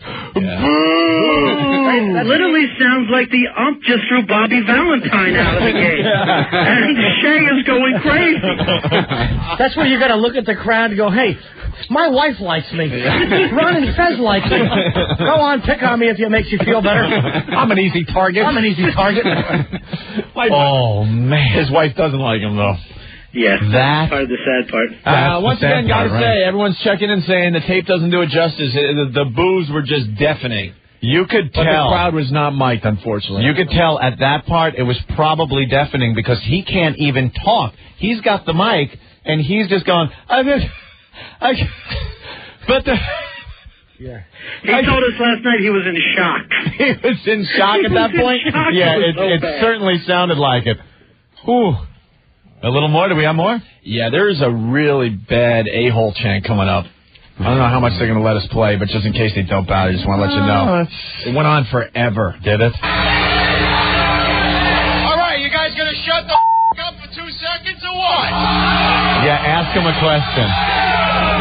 Then it better be a 2-second joke. With you guys. Can I at least share something with you? They go, no. Good tactic. Now it's not me telling jokes. We're all sharing. I'm gonna give you something. We're in this together, gang. We're sharing.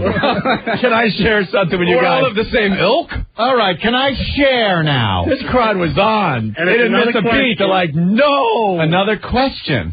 Yeah. You can't keep asking, questioning because them. that implies that you need them for something. You just got to smash them. Are you guys going to let me do this? No, that's Not our really. answer. You asked. You want to hear it?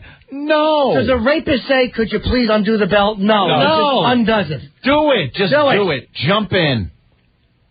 Not that. Hey, let me share something with you guys. Can I at least share something with you? I just joined the 12-step recovery program. I'm recovering anorexic. Thank you. You guys ain't gonna laugh at a f***ing thing I say, are you? That's the big no. They are one. They are of one single mind. You never want the crowd to become one. They have united. At the beginning, it was all different heckles. He got this crowd to the point where they were one mind.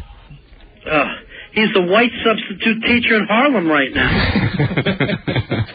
Yeah, it was. That was a little painful. That joke too. You gotta whack the crowd hard, man. Like if they're giving you stuff like that, you gotta go, hey, I'm working. Do I bother you when you're working by going to McDonald's and knocking the mop out of your hand? Oh, yeah. See? Everyone's elbowing each other. That's the one. Hey, now. Hey, you know you're doing good when they start elbowing each other. Yeah, I'm with you. Ooh, he's good. He makes up for the fact that he has no timing and no material by acting pathetic and desperate. Well, you got to begging that he shares. Can I share some? Let me share. Like he said it once and then realized, oh, that's a good word to turn the crowd around. Sharing. Sharing is caring. Hey, I'm looking at peanut butter and jelly on TV. Sorry, I'm a little distracted right now. Oh, look at that. Hey, they look familiar. Hey, there's some good news. Okay, that's good to hear. Good. Right. Oh, boy. That's never good. Oh, boy. Brian, it's never good when they go to the street to ask what they think about peanut butter and jelly. Yeah. Man on the street questions? Yeah. That's not good. Wow. Oh, gee. Oh, boy. Oh, no. Oh, there. Okay. That's more looks like those two don't want to comment about peanut butter and jelly sandwiches. Yeah, that's it. Well, that looks familiar. That's a familiar place. Mm-hmm. I've never had a peanut butter and jelly sandwich in that place. No. Have you, Anthony? Never. No. Oh, why are they? Oh, boy. She looks like, what was her name from Indiana Jones, the first one? Karen Allen? Is that her name? Yeah, she looks like her a little bit. I know Brian is panicking a little bit. We got to get him out of here, and he feels a little awkward. Oh, no. I got to get to Medford. No, I know. Oh. You got a really long ride. That'll take a while. Friday in the LA, it's fun. In the summer, when everyone's going out to the Hamptons. Seriously, could you guys get out of the way? This is the best time to do it, right? I hope you have on a Friday. I hope you have a helicopter. You're not going to let me get through this traffic. All right, why don't we say goodbye to Brian? All right. Well, there's still some more time on this tape. Billy, if you're out there, hang in there, man. I know it was a rough show. We all have them. You know, the crowd didn't go your way, but, you're all right. And hope to see you soon. Get back on that horse. Oh, that'll turn him around. I'm trying, man. Coming from a guy that I couldn't even imagine getting heckled at all ever on stage, Brian Regan. You should have seen me in the Pacific Northwest. Oh, on that small island off the coast in the Pacific Northwest? Somewhere. He's the most universal comic I've ever seen. I've seen, like, black guys and bikers. Everybody laughs. Whether it's some really small out-of-the-way island in the Pacific Northwest or maybe somewhere near Tahiti. Doesn't matter. It's universal, Brian Regan. Love having you, Brian. Thanks, man. Thank you so much. We really needed somebody in here today. No problem. I hope everything works out. You know? And, Brian, I hope you can come back with me and Saz get the drive time show. Ron. Yeah. I love you, man. I miss you. Yeah, me too, buddy. All right. Ron. See you soon. Ron, I love you like a brother, right? Yeah. But you saw what happened to the last two guys that said that, all right? Yeah, I know. Okay. I know. Just keeping it real. Hey, I figured the four of us are leaving. You know how I feel. They'll throw all our asses out of here. Well, let's get the super agent on the phone. What are we going to do? That's right. All right, let's say goodbye to Brian because he really has to go. Brian Regan's going to be at Governor's tonight in Medford. Then Levittown tomorrow night. The Governor's over there. And then back to Medford on Sunday. Yeah. Right? So Medford tonight and Sunday, tomorrow Levittown. Yeah, but it gets confusing. No, it's easy. Tonight, Sunday, Medford. Levittown, Saturday. Right. You live in Levittown, go Saturday. You're in Medford tonight or Sunday. Those are your options. That is a beautiful plug. No. It's not. You just screwed it up. No, I did. It should be the radio ad. You got to take it one step at a time. No. Because the people that have plans tonight, they're not going to listen to tonight's plug. So you go Saturday, Governor's in Levittown. Oh, Saturday, Governor's, Levittown. Okay, I'm free. Yeah. I'm going there. How about this? Second show tonight in Medford is in Medford. The first show show Saturday in Levittown. There's a first show tonight in Medford, and there's a Sunday show back in Medford. But there's also a second show in Levittown tomorrow night as well. That's clear. The only reason Brian said that is because his shows are sold out again. Of course. Always. I don't know, man. No, I'm just kidding. Here and see. Go see Brian Regan. He's hilarious. Thank you, Brian. Thanks. And see Norton and see Billy Staples. Yeah. September 7th at Westbury Music Fair. Old Jimmy Norton. Let's get back to the Billy Staples tape. Will Billy be joining you on stage at Westbury? You know what, dude? I'm not kidding. If Billy wanted to go on, I'm not messing with. I don't do that to other comics. Dude, he's more than welcome to work with me. I like the guy. Yeah. I think he's a lot funnier than people gave him credit for. He'd have to be. But he's more than welcome to do that, and I'm not even being polite. Wow, I wonder if he would. You think he would take that, Ron?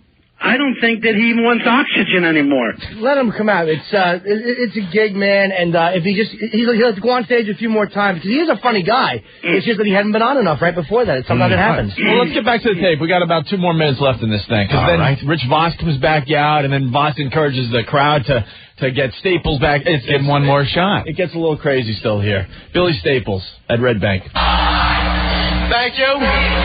You guys ain't gonna laugh at a f***ing thing I say, are you? I could be the funniest mother in the world and you guys ain't gonna laugh, are you? You're not. You guys really suck.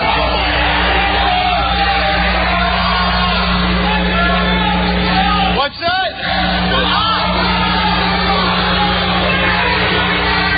This blows. You guys are horrible. You guys are absolutely f***ing horrible. All right, you guys want Voss back? Fine, you'll get f***ing Voss back. You. And that is where he storms off the stage. And he says that like he's punishing the audience. Fine. Voss, fine. You can't fire me, I quit. Right. Yeah, that's the mentality he had at that point. He must have been just completely in shock.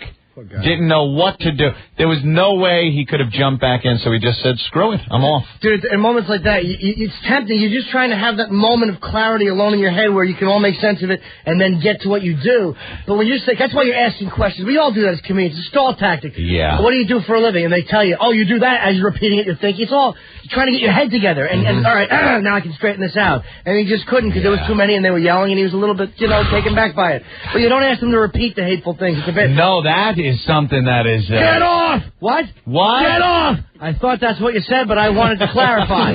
I didn't want to misquote you, sir. When you hear the certain single guys, people, not the whole group, yelling out these heckles, when he said, I could be the funniest guy and you still wouldn't laugh, someone just yelled, you're not, and you're not.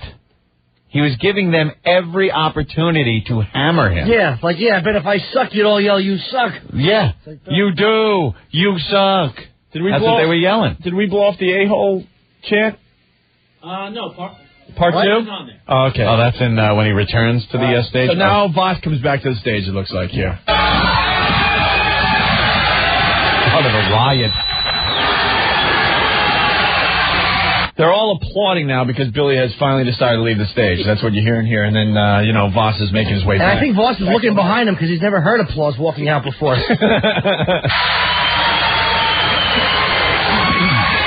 Wow. Billy Staples. You wouldn't think you'd be so happy to see Rich Voss again that quick, huh? This just turned from the Red Bank Theater to the White Apollo. No, he's getting some good laughs. That's funny. Sure, the Apollo. Sure, it's like following Mussolini in World War II. Of course they're going to love you. Yeah, anybody could have come up there. Yeah. Unbelievable. Billy, you don't want to just try a few more? Now, Voss is an ass right here. Yeah. He loved it a little too much. He was enjoying it. He thought, I want more. Bring him back out, and he talks him back out on stage. Make him believe he cares. He wanted to see Billy eat it just a little more. Do 2 more. Damn. He's going to do 2. All right, so now Here Billy comes decides to come back onto the stage.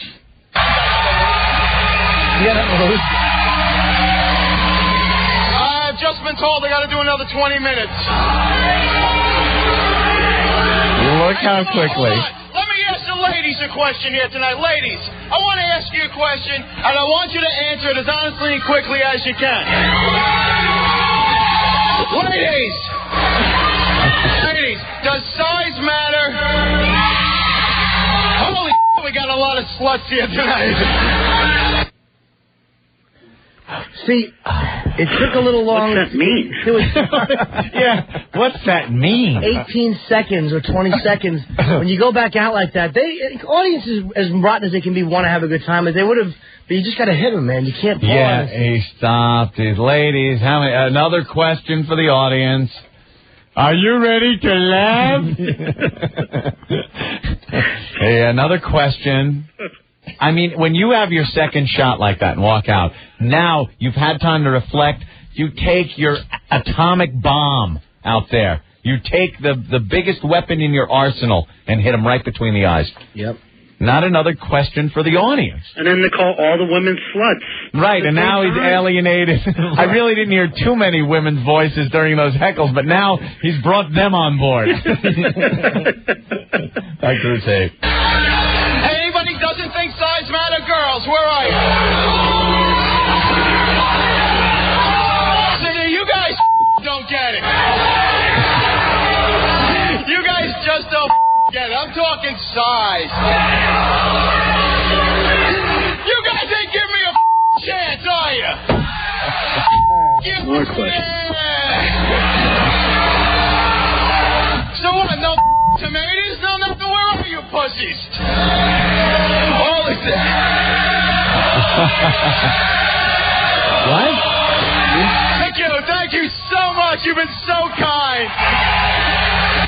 And there he goes. And that's when he walked off for the second time. Now that a-hole chant, I don't know if they let it through. Maybe they let some of it through. That went on for a really long time. We had to cut that down a little bit there. And then he was just standing there as they were chanting, and then he said, F you, and I think he gave the crowd the finger and all that, too, as he was walking off. Yeah, something like that. But there's still a little more on there. You hear an exchange between him and Rich. Okay. I didn't know these animals were the cutest. Billy Staples walking off like a pumpkin. Billy Staples. He's a good friend, and you know what? That's going to be a long drive home to Long Island.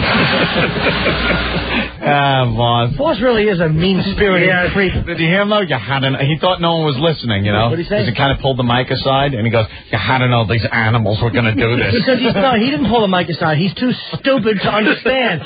He's like, well, I want it to be a secret, so it will be. Boss would cover his eyes with his little midget Jewish hands and go, no one can see me. Rich, you're a dummy. These animals. Do those thoughts cohabit? You mokes. And Norton, you really want him to go back up again? You know what? I don't mind, and I don't do that to mess with people. I like Billy, man. If he wants to work Long Island with me, he's welcome to. I don't even want him to own cable anymore. I don't want him to even see comedy. I'm concerned about him. That has to stop. What Billy's got to realize is that's the fear that people's greatest fear in life is public speaking, and almost 99.99% of the public could never take what he took and then get back up again. That's what's going to make you different. You're a comic, man. You took it in the face. Be a trooper. Get back up. That's it. Yeah. Get back up. Never let them beat you. Ever. You know, he sounded like a broken, defeated man on your show last night, Ron. Yeah, it was awful. Yeah, it was. It was depressing to listen to. I was like, I so wanted to call up and just say, Patton should slap your fat face. Well, I think a lot of that is just the pills. You think it's the pills? It's the pills, probably. Where do they wear off? And he just feels the full burn. And what's he doing in Pennsylvania? Yellow belly? It's as far as he could drive. Is that it? Yeah, I mean, you have to, he rented a car that he hasn't returned, but you still have to buy gas. So he got as far as Amish country, and he's just sitting there with a brown paper bag drinking out of it. Yeah. Taking the last of his pills. All right, Ronnie, thank you so much. All right, see you guys in a little bit. We're going to leave this tape for you, because I'm sure you'll have a lot more to add to this when you're hanging with Fezzi later tonight here in New York. We're going to dupe it and sell copies. There you go. Hey, see you guys. You're the best. Thank you, Bye, Ron. All right, my friends. All right. There he goes, Ron from Ron and Fez. On right after us here in New York City. And we're going to hand the tape over to them. Yeah. We'll give them the tape, and I want them to have the joy of watching it, because it was indeed a videotape. Can't be posted, though. And unfortunately. No. For commercial reasons, I get sued. Can't post it. But I want to sit there and watch Ron and Fez watch that tape. That's what I want to do. Because it's brutal to watch him. He's sweating. He's twitching. His hands are shaking. I haven't seen it. Oh, it's great. It's really... No, it's not great. No, it's great to watch. It's brutal. It makes me realize I have a heart, because he walks out. He's so happy to be there. He's excited. It's his big gig with Norton. You could tell he got the special shirt. You could tell he looked in the mirror and said, "Man, I know I look good in this shirt. I know I'm not the most attractive person. This is the gig. But this is it. I know I look good in orange. It was brand new. It was pressed." He comes out with that smile and puts one hand on the mic stand, and he's got the mic, and he's ready to go. It meant something to him. It you could see that. Seriously. Next thing you know, you could just see his dream just crashing and burning in front of his eyes. But dude, I think I'm not even plugging him. If he wants to do Long Island with me, what I do, and I'm not goofing. I wouldn't do that to another act. I'd more than welcome to have him. I like Billy. Just go up all week, get your stuff in order. Because I think he's got funny stuff, but it just wasn't. Because it threw him a little bit. It's like sometimes you can have an hour of material and you can't find any in your head because you're so like, all right, what do I do? What do I do? He should come out like Farley. He should come out, get him laughing with the, hey, down by the river, because he looks like him. And then while they're laughing at that, you take the glasses off and you start doing your act. Kind of an attention getter. I told you guys, I got booed like that in Chicago working with Dice. And this was 14 people, 100 in Red Bank. I got 4,800 booing me. I couldn't hear myself deliver my first joke, which I knew would kill. Yeah. In Chicago, they didn't know me. So I'm bombing, and I'm thinking, well, you're a dead man. And this was in the McGuire-Sosa race, and I just snapped. I started insulting them and telling them Chicago stinks. I hope McGuire wins, because I was going to bomb. I'm going to let them know how I feel. Right. And then somebody heckled me, and you can see when somebody heckles, they actually will stop for a second and let you. And I got lucky. I hammered him. Somebody else heckled. I hammered him, and the crowd laughed both times. Now you got him a little bit coming back. They laughed really big, and then there was that one moment. Remember, they had that one moment Billy had. I had that one moment, and the only difference between my set and his set was my joke did well, and he made a different choice. That's all it was. He had that moment. So I wound up having actually a very good set, but it could have went the other way. God, I just babble. Sorry. It's all good. We're going to take a break, Anthony. Good news. Another person that's not scared to be on our show today is going to be on next. Oh. Pat Croce. Oh, nice. We got to talk about that Slamball we were checking out. Yeah, very cool. Oh, my God. The best move I've ever seen in basketball was made that night. Well, they're using trampolines. All right, don't yell at me. I'm just saying. I enjoyed it.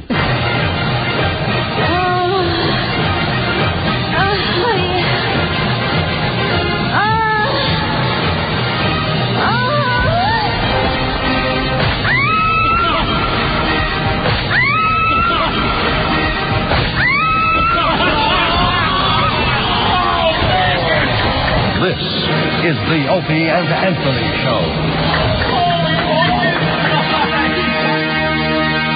Wake up! Grandma should put a little makeup. I just got to put it with the hiccup. Why didn't you keep it on the table? Here's the creating another single. You wanted to. Grandma should put a little makeup. You wanted to. Got the baby with the hiccup. You wanted to. Why didn't you keep it on the table? You wanted to. Why don't think you trust in my self-righteous suicide?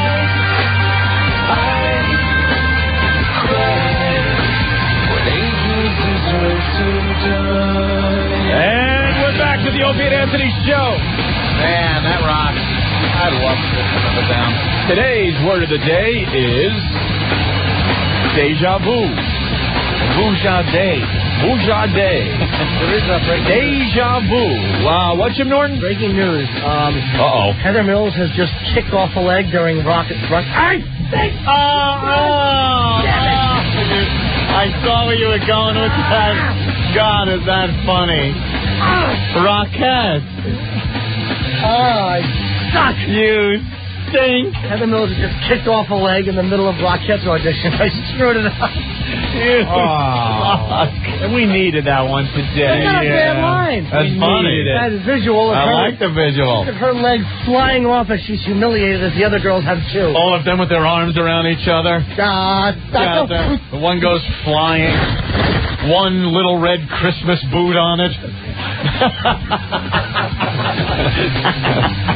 Hey, we got an old friend on the hotline. It's a llama in the ass on stage. Oh, I'd pay to see that. Let's say hi to Pat Croce. Yo, Opie. Hello, Anthony.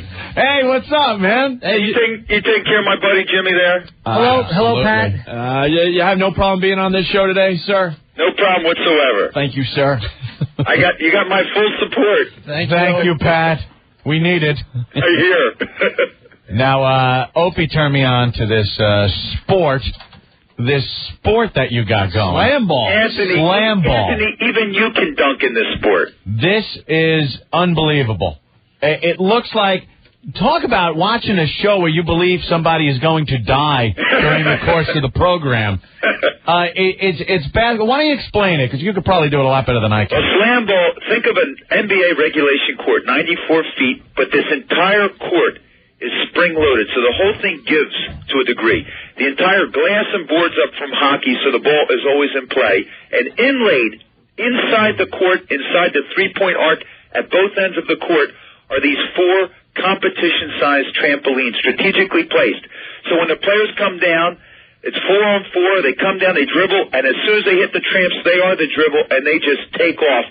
And they all look like Michael Jordan doing all kinds of outrageous maneuvers in the air, extreme, and the beautiful thing about it, guys, is that the defender can take them out. It's full contact. Yeah, that's the part that I was like, oh, my God, I can't believe what they're doing. A defender will time it and hit the trampoline the same time the guy with the ball does. They hit each other. It looks like something out of a John Woo film. Yeah. They're like smacking each other 20 feet in the air. Yeah, the one guy's like a goalie in hockey. Really. Yeah, right. He's called the stopper, and what he does is it's 4-on-4, and it's only a 15-second shot clock, so the game is really fast, high action, high impact, high flying, and that stopper's mentality is stop whatever and however he can. And we have a couple of these guys. They're most from inner city L.A. and inner city Chicago, but a couple of them are football players. All right, so they got that. You're being kind, Pat. Your people sent the tape. It looked like you guys were playing in a penitentiary. Well, it looked like the Bloods versus the Crips. That's where they were from. Right? These guys, I got it in. No, they did look like a penitentiary.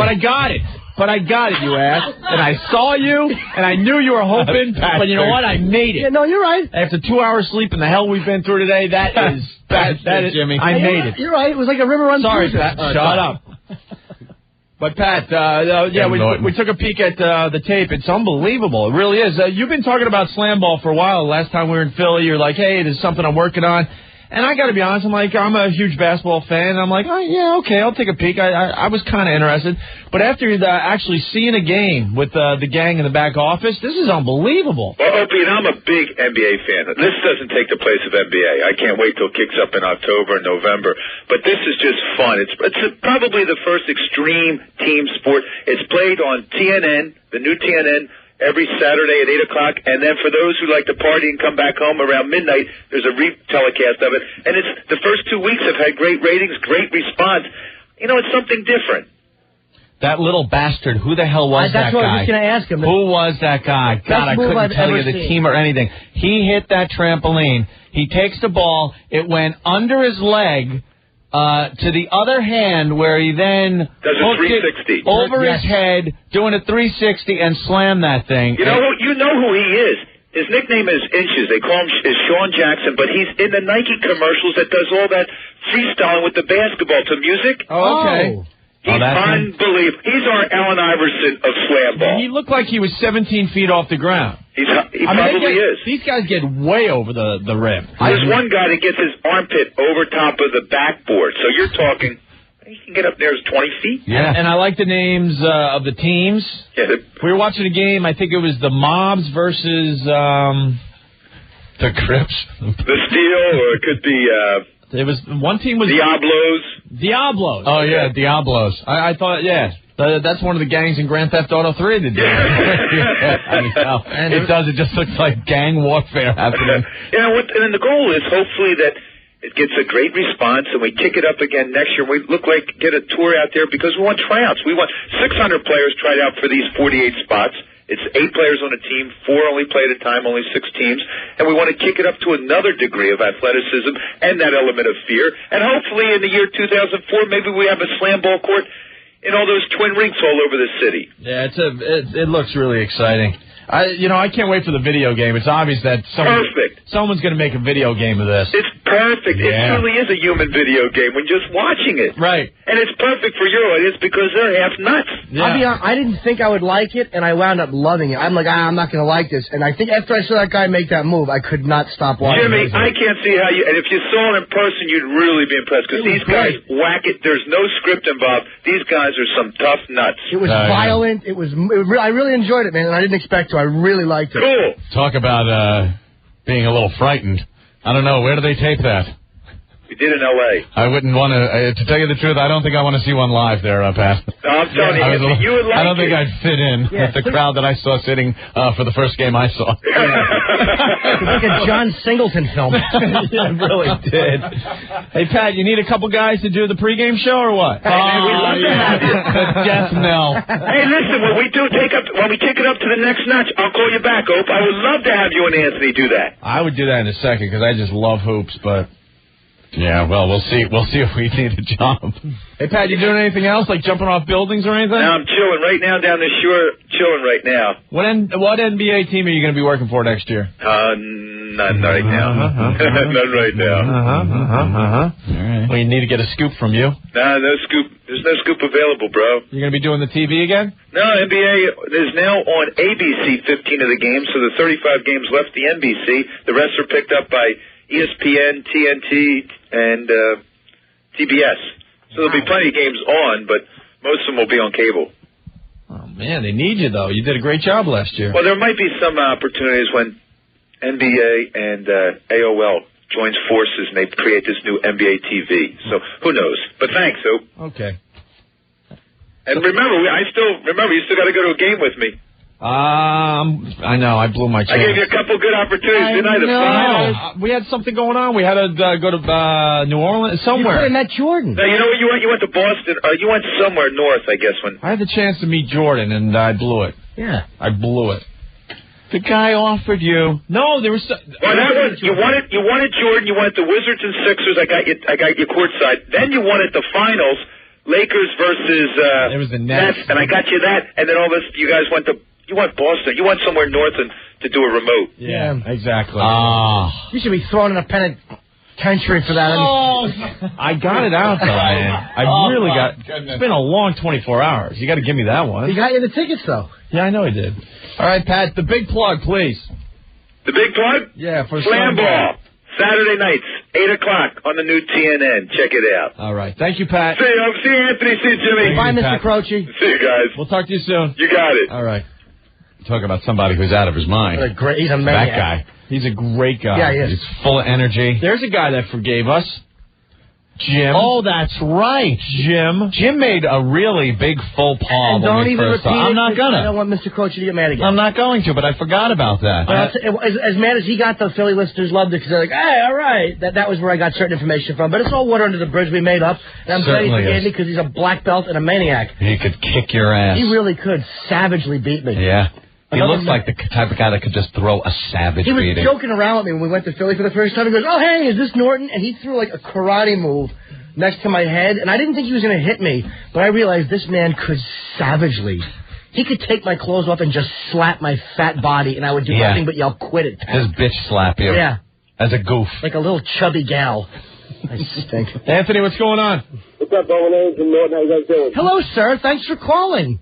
Oh, you're welcome, sir. Hey, can I make an observation, Anthony? Sure. Just throw these things in from time to time. I think we lost our whole listening audience today to TV. You think so? Yeah. What's up, Anthony? What's going on, guys? Hey. I started watching that Slamball probably about 2 weeks ago. I can't. Your phone, you got to have the worst phone ever. I just want to know. You can't hear me? Are you talking into a now football? It's better. Not better. Now you can hear me? Yeah. I was going to say, the coolest thing about that game is when the guys, they take a three-pointer or they bounce off the backboard, and the guy just comes sailing out of nowhere to take it, just dunk it. And these guys, they're 15, 20 feet in the air going at least like 15, 20 miles an hour. And they slam into each other. They're insane. Pretty cool. Slamball. Banging heads, man. I bet you after that game, every one of them needs penicillin. Later on, guys. Why are you doing this to me? You know I got it out because I looked at you when I know. I was I'm kidding. I panicking. feel bad for Billy. Panicking. I feel bad for Billy, the poor guy. At least you do good. He bombed. He has to go to Pennsylvania. I was panicking, but you know I made it through. Hey, Ben, can you get me a pen? You know why he's doing this? Because of his Heather Mills flub. I know flub. That was a good People joke. are not going to forget the Heather Mills thing. All right? As much as you could, you want to pound me for my little faux pas. I really have, Ben. But yeah, I do. That was a good joke, and I totally tripped on it. As it was coming out, I knew I screwed. I should have rehearsed it once in the mirror, like I do with a ruler. You have made everyone paranoid in this stupid studio, though. But dude, I'm the first one to acknowledge if I have like a little, don't forget the apostrophe, flub. I've been flubbing for years, and it's never mattered until you came into our stupid lives. Dude, Voss lives a flub. Now, every time I know I'm flubbing, I have to look at you. I'm going to laugh at you. See, Anthony's going to let me slide. He'll let me slide every time. I let him slide all But there the you get all excited. You really do. You're such a creep. Because you're mean-spirited. You throw little balls of paper at me, and no one sees that. They think, I bet he's tussling little Jimmy's hair right now. But you're not. You're throwing things and being mean, cruel. People don't see that. I used to throw razor blades. Ask Ed. I'm glad you don't throw razor blades. I used to. On the old tape-cutting days. Yeah, it's really antisocial. All right. Vinny, what's going on? Vin, you're on open air. Hi, Vin. Hey, Vinny. Oh. What's up, Vinny? Yo, I just want to say that show is awesome. Yeah, you like that? Yeah. Slamball? I was watching the other night. I seen that guy do a 360 under his leg. I almost asked myself. That was great, right? Ah. He's, oh, my God. Thank you. He's great. Oh, my God. We're starting. That took forever. We're starting to sweat because that's all that's coming in on the phones. What? People talking about Slamball. Dude, what else are you going to talk about? You going to talk about October 26th in the Cleveland? Who cares? So what, stupid Civic Lakewood Auditorium? Nobody cares. I'm not shameless. I'm not discussing that. No. Oh God, we'd have cleared the finish line by leaps and bounds if we were able to discuss certain things today. It's been just this clawing and trying to not talk about things. For the people that hung with us today, Anthony, yeah. Just to give you an idea, we would have just started talking about the baseball strike right now. Right now. But, we did that 2.5 hours ago. Oh, it would have been insane. But right about now, we would have added other things to the program. Could have potted up the old television, all fun stuff like that. But now... it's all this pent-up frustration. Oh, God damn you. Just threw the stapler at little Jimmy. Well... You okay? Yeah. I'm used to seeing staples just hit the floor. Oh. Now we could all laugh together. Poor Billy. Boy, we're going to need a bit or something because we're dying. How are you? Lean cuisine? Opie. Notice Voss has just avoided us like the plague. Oh, yeah. He's that's kind of hurt my career. He's blubbering through something haphazardly, trying to look for the words. What did he say yesterday? It was so awful. Cohabit. Cohabit. Did that cohabit? Did the scores cohabit? Yeah. Cohabit. You're gonna get lambashed. Yeah, we're in a jam now. No, he'll throw something. We're in a jam. No, I won't throw anything. How are you leaving? No, I won't. What? How are you leaving? I see a couple nice couches around here. Are you gonna hang out for a little bit? It's very difficult to leave the building. Just walk right through them. Yeah. Mind your business. Do you have it? No, I don't. Mind your goddamn business. Yeah. Just slap them. All I'm going to say to them, Westbury 7th, Long Island. Ooh. Westbury 7th. Westbury 7th. Westbury 7th. Westbury 7th. Yeah. You meant to say September 7th. At Westbury. Jimmy. Yeah, that's called the old quick plug. The old quick plug. Lakewood 26th in October. That's called I'm out of the barrel and you're in. Oh. But I didn't. It was one of those little flubs. I didn't know one of the months was called Westbury. Yes. Voss checking in. Were you talking about me? Hey. Hi, Rich. Hey, I'm not avoiding you guys. Hi, Angel. Hey, Cookie Puss. I was playing golf today, 38-44. Hey, you know what? Now I really feel bad about that whole Billy thing. Why? I don't know. You loved it, and you dragged him back out on stage. No, you know what? I didn't drag him back out. I didn't twist his arm. I figured, you know what? Maybe if he came back out this time, they would listen. He regrouped a little. Oh, you've been in the business long enough to know that wasn't going to happen. No, you didn't. You were enjoying the show so much that you had to get him back out there. I know I led them into the room. I thought there were showers. How was I supposed to know? You knew what was happening, you awful man. Listen, here's the thing. Comics love. If you don't know the comic, it doesn't matter. But if it's a friend of yours and they're tanking it, you're right, dude. There is nothing more funny because you're watching them try to get out of it. You're watching them sweat. It's hilarious. Dude. I mean, if it's someone you don't know, you don't care. You just go, oh, he stinks. But we know. Billy's worked with me before. He's done well, Dude, so it was just funny watching him. All right. I watched you bomb once for 45 minutes in Connecticut. I watched bomb, and I mean nothing. And I've never giggled harder. It was hilarious. Smoking with a ponytail, just getting nothing from people who wanted to have fun. Yeah. Yeah, so, you know what One of my favorite bombings was watching Jimmy bomb in front of like 10 people at Dangerfield. Yeah, you actually saw that. I wish I had a tape of that. Oh, I bomb constantly, dude, doing gigs like that. No, I know. But then you decided to start doing Voss's material as Voss, and you were getting big laughs, and I was with Voss, and Voss was getting so pissed. I wasn't getting that. Yes, you were. And then you stood up and was screaming, yelling, "Hey, that's my material!" And no one believed you. Get out of here! Did I wish I had a tape of that because he was doing the whole Voss delivery with the Voss's material. The exaggerated faces and all. Shows you how the crowd they were.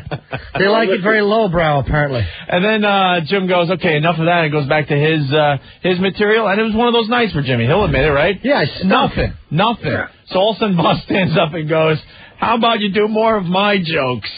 Do more of my act." So he does it even more exaggerated and getting big laughs. I must confess. Well, listen, here's the deal. You guys have nothing today, and neither do I, so I'm not going to stay on. Yeah, don't try to bond, creep. We had some good stuff today. Rob, what's up? Which is hurtful. Hey, I'll tell you what this show is like today? Here's what it's like. This show's like a rain delay, or when you go to a ball game, it's like an extra inning game. Yeah. And all of a sudden there's no beer, 10 o'clock, and now it's 1 o'clock in the morning, and the announcer says, "Hey, guess what? You get free tickets to another bad show." I'm out of here, Precious. We're going to have a doubleheader, though, Monday. Don't worry about it. Yeah. It's just a matter of when we came in here today, we had an entire show planned. We had sound clips, we had stories, we had phone calls, we had things that were printed out to read. Look at this. I'm looking at it right now. We were going to do an interview with the UK today. Right. We had an entire fun-filled show planned for you today. Today's a rain delay, but Monday it'll be a doubleheader, and it's also bat day. I like the baseball analogies, because right now we are in a pennant race. Dude, you messed up twice. I messed up once. And at exactly 2:40, we were told what we could or could not speak of, and everything went out the window. And I was like, but that's been on my mind. And you're right. I really would like to chat about it. And you're right. They did tell us. Yeah. You're right. Yeah. And this time we decided to listen. Well, you know how it's better that way things go. The lawyers say they know best, and, Hey, Paul. Hey. What's up, Paul? I'm still diagramming Rob's analogy. That was a little complicated for me. It's a good show today. Oh, thanks. I was just calling in to, Hey, and you had a good show yesterday. Thank you. It's nice to see the sun, huh?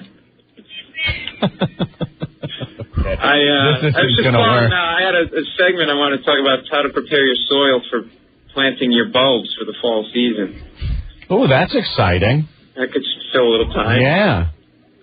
I think it's a fine show. Hey, Paul, I think we're going to do this at another date. Yeah. Bye-bye. All right. Get those T-shirts made. Yeah. Can't wait for the latest T-shirt. I'm reading a new. I'm reading something else on the web. Oh yeah. Yeah. I haven't seen this yet.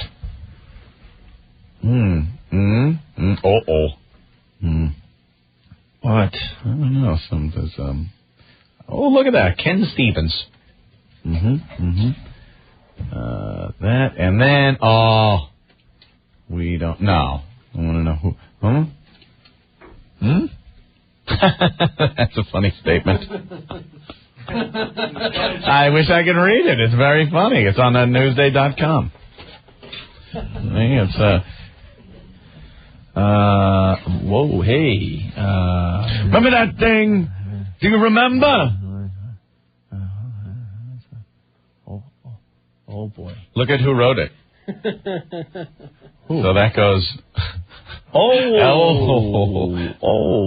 Which means it has to be true. Oh, yeah, that's a true statement, then. That's not your local guy. See, it's just odd to not be able to talk about it. It wasn't a regular feature. All right. Wow. Okay, hey. See? We're going to break, Anthony. Yeah. Let's see if we can't dig something up and get through. Make it to the end. Stop blowing on my arm, you tool. Goddamn Norton. And I sit there going, he's going to stop. For some reason, he must have to blow on my arm right now. But he'll stop in a second. Well, you know what you do is you breathe next to somebody through your nose, just those two little jets. Two little jets of air. 2 little jets of cooled air blowing on the arm of another man. That is horrible. You're the worst. Gently. Gently. Know how many times I hear in the back office, stop that? I'll be doing something, so I'm not looking at you, and someone else in the office will just yell, stop that. Stop that, or don't touch me. Oh, the little me. gentle touches on the back of the neck. He'll grab you under your forearm like you would grab a girl you're in love with. Very gently, and go, yeah, that thing was great. Yeah, hey, and then you go, oh, okay. And then he won't remove his hand. He'll just stand there all uncomfortable, and you got to say, stop touching me. Yeah, all right.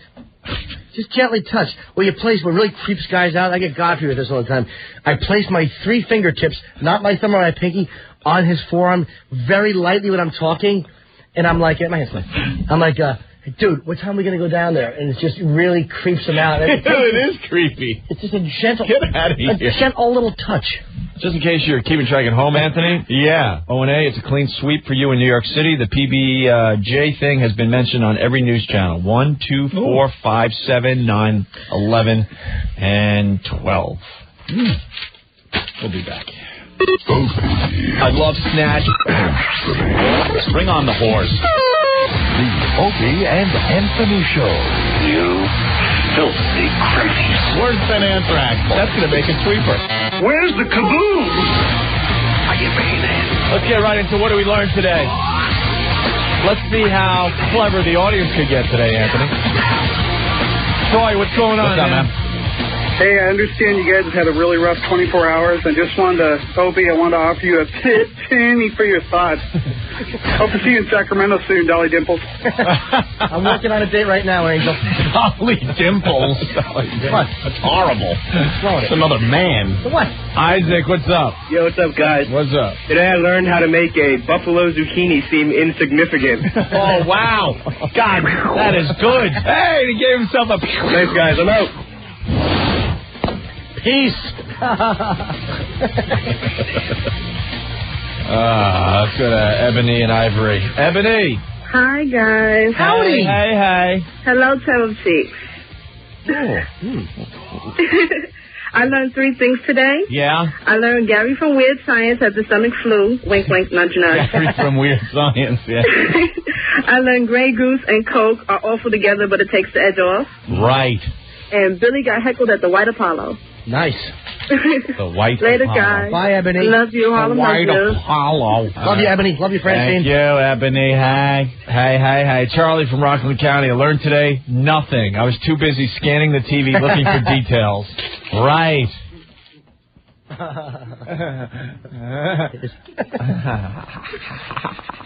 Go to the busy phones. Uncle John. Hey, guys. Hey. I learned it's probably not a good idea to ask a bunch of 20-year-olds if they've had a colonoscopy. Yeah, we learned that today, huh? Anybody have a colonoscopy? And I learned penitentiary should be in the next donor spelling bee. Oh. Thank later. Thank you, Uncle John.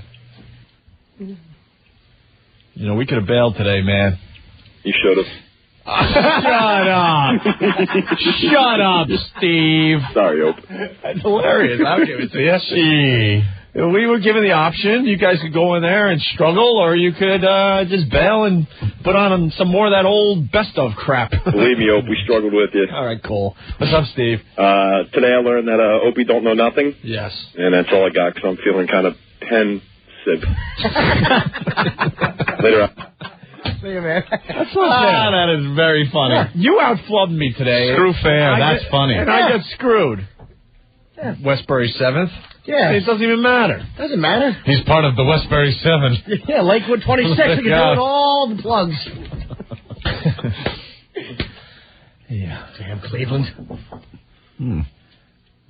I hate when I read something that says, good hint, Aunt. I have no clue what I said. Sheep Lover writes, I learned today Palestine starts with pal, so Israel and Palestine should be pals. Pals. He also learned if a horse or a mule kicks you in the face, you kick it back. He also learned in Monopoly, landing on luxury tax is better than landing on go to jail. Jersey Gary learned, even a stubby-fingered midget like Rich Voss can feel like Michael Jordan playing Slamball. And now O&A know what it feels like to be Soupy Dreck. With his bad shirt. His Voss shirt. That's a crime, that shirt. From yesterday? Yeah. Oh, with those little Hershey Kiss nips. I wanted to punch his chest with a sandblaster. It was so annoying. Everyone comments on his tan, and he looks at him like, what do you want? What? Of course I look like a black man. I take my kids to the pool. Rotten little dark Arabic areolas really annoyed me. Punch yourself from Jersey. I learned today the next time Paul Mercurio is on The Daily Show. Yeah. I'm looking at you. I got it out. Yeah. They might turn the cameras on. That's really good. You don't have to watch The Daily Show. It's on tonight, right? But that is so goddamn funny. There's some weird thing they're doing. You're under arrest. Taxi! Hey, what's happening, guys? Sweetheart. Hey, Jason. How you doing today? I learned today that Mayor Bloomberg is most assuredly still living. Huddle, huddle, huddle to the ribs. I'm punching out, Maverick. Yeah, what's an elbow to the ribs? Huddle, huddle, to the ribs. Huddle, huddle, to the ribs. To the ribs. Had a stroke on elbow. Bobby, what's up? Bob? Hey, sorry, I learned today that I can listen to the radio for 4 hours straight and learn absolutely nothing about what happened yesterday. That's true. Very good. It is true. Hey, I'm calling from Sacramento, and if you guys would have been recorded, I still would have learned the same nothing. And you belong in a dump, you F. There's Frenchie. I was like, who hit the sound effect? But it's you really belong in Staten Island, you dumbass. What's up, Frenchie? Hey, what's up, guys? Hey, I learned something today. Yeah. How you doing, Harry Hookline? Hey, how you doing, Baldy? Huh? Baldy. I learned that Voss is a wannabe guinea. Of course he is. Yeah, I heard that in the back office yesterday. It was funny. I think it came from your mouth, Anthony. Great. Thank you for the credit. Yeah, huh? How you doing, guys?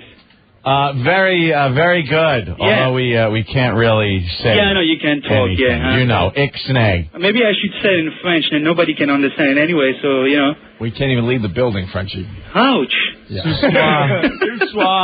And anyway, those two retards they didn't call, and thank God, I never want to be stuck with those two asses ever again. All right. All right. All right, Frenchie. All right, Thank thanks, you. guys. Bye, Angel. Hey, see you later, honey. Honey. I like Frenchie. It's a rough day for the boys. Hey, CJ. Hey, guys. Hey. What's going on? I've been waiting for the last 2 hours for the brewer bit. I know. Today, I want to tell you, I learned that you guys just got blown off by arguably the biggest dork in movie history. And according to the tape, Billy Staples is definitely not at the nickel of his career. And pretty much lawyers ruin everything, right? That's what I've always said. Thank you, CJ. Love you guys. All right. I learned Anthony had his period to get out of gym class. Yeah, see? Wow. We had a little education. Hey, look at Sean from Sacramento. We're live in Sacramento for the month of August. Yeah, I've learned it's kind of hard to listen to a show like this twice. Oh, that's right. They just replay it, right? Yeah, I was wondering if I could use that to my advantage. Hey, Sean, remember to drop off those movies today. Well, you might as well. Hey, that's good. Tom from Hoboken calling this the Godfather 3 of radio shows. Ah, you suck. Dad? At least it wasn't Leonard Part 6. Nothing? Just let it sit. Yeah, sometimes you just got to let somebody take their body. Just let it sit. Look, he goes, nothing. But you lost faith in that one between Leonard and Part 6. Right. Leonard. I realized I should have picked a sequel. Nothing. Thinking Leonard Part 6 might have been the movie they made after Leonard Part 5. Nothing. Sixth installation. I know. That's why I had no. I'm like, uh-oh. You didn't even wait to see. I didn't pick a sequel. You didn't wait to see if it was one of those things people had to think over, and then you get the late laugh. Yeah. Leonard Part 6.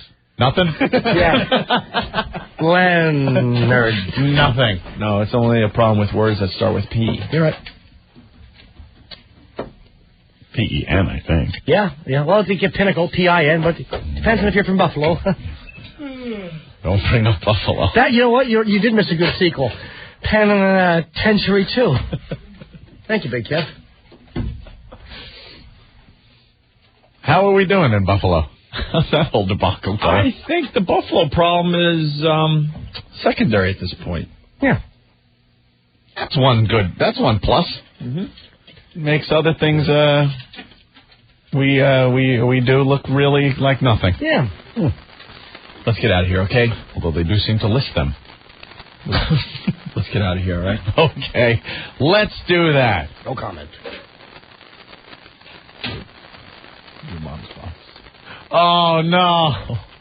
Your mom's box.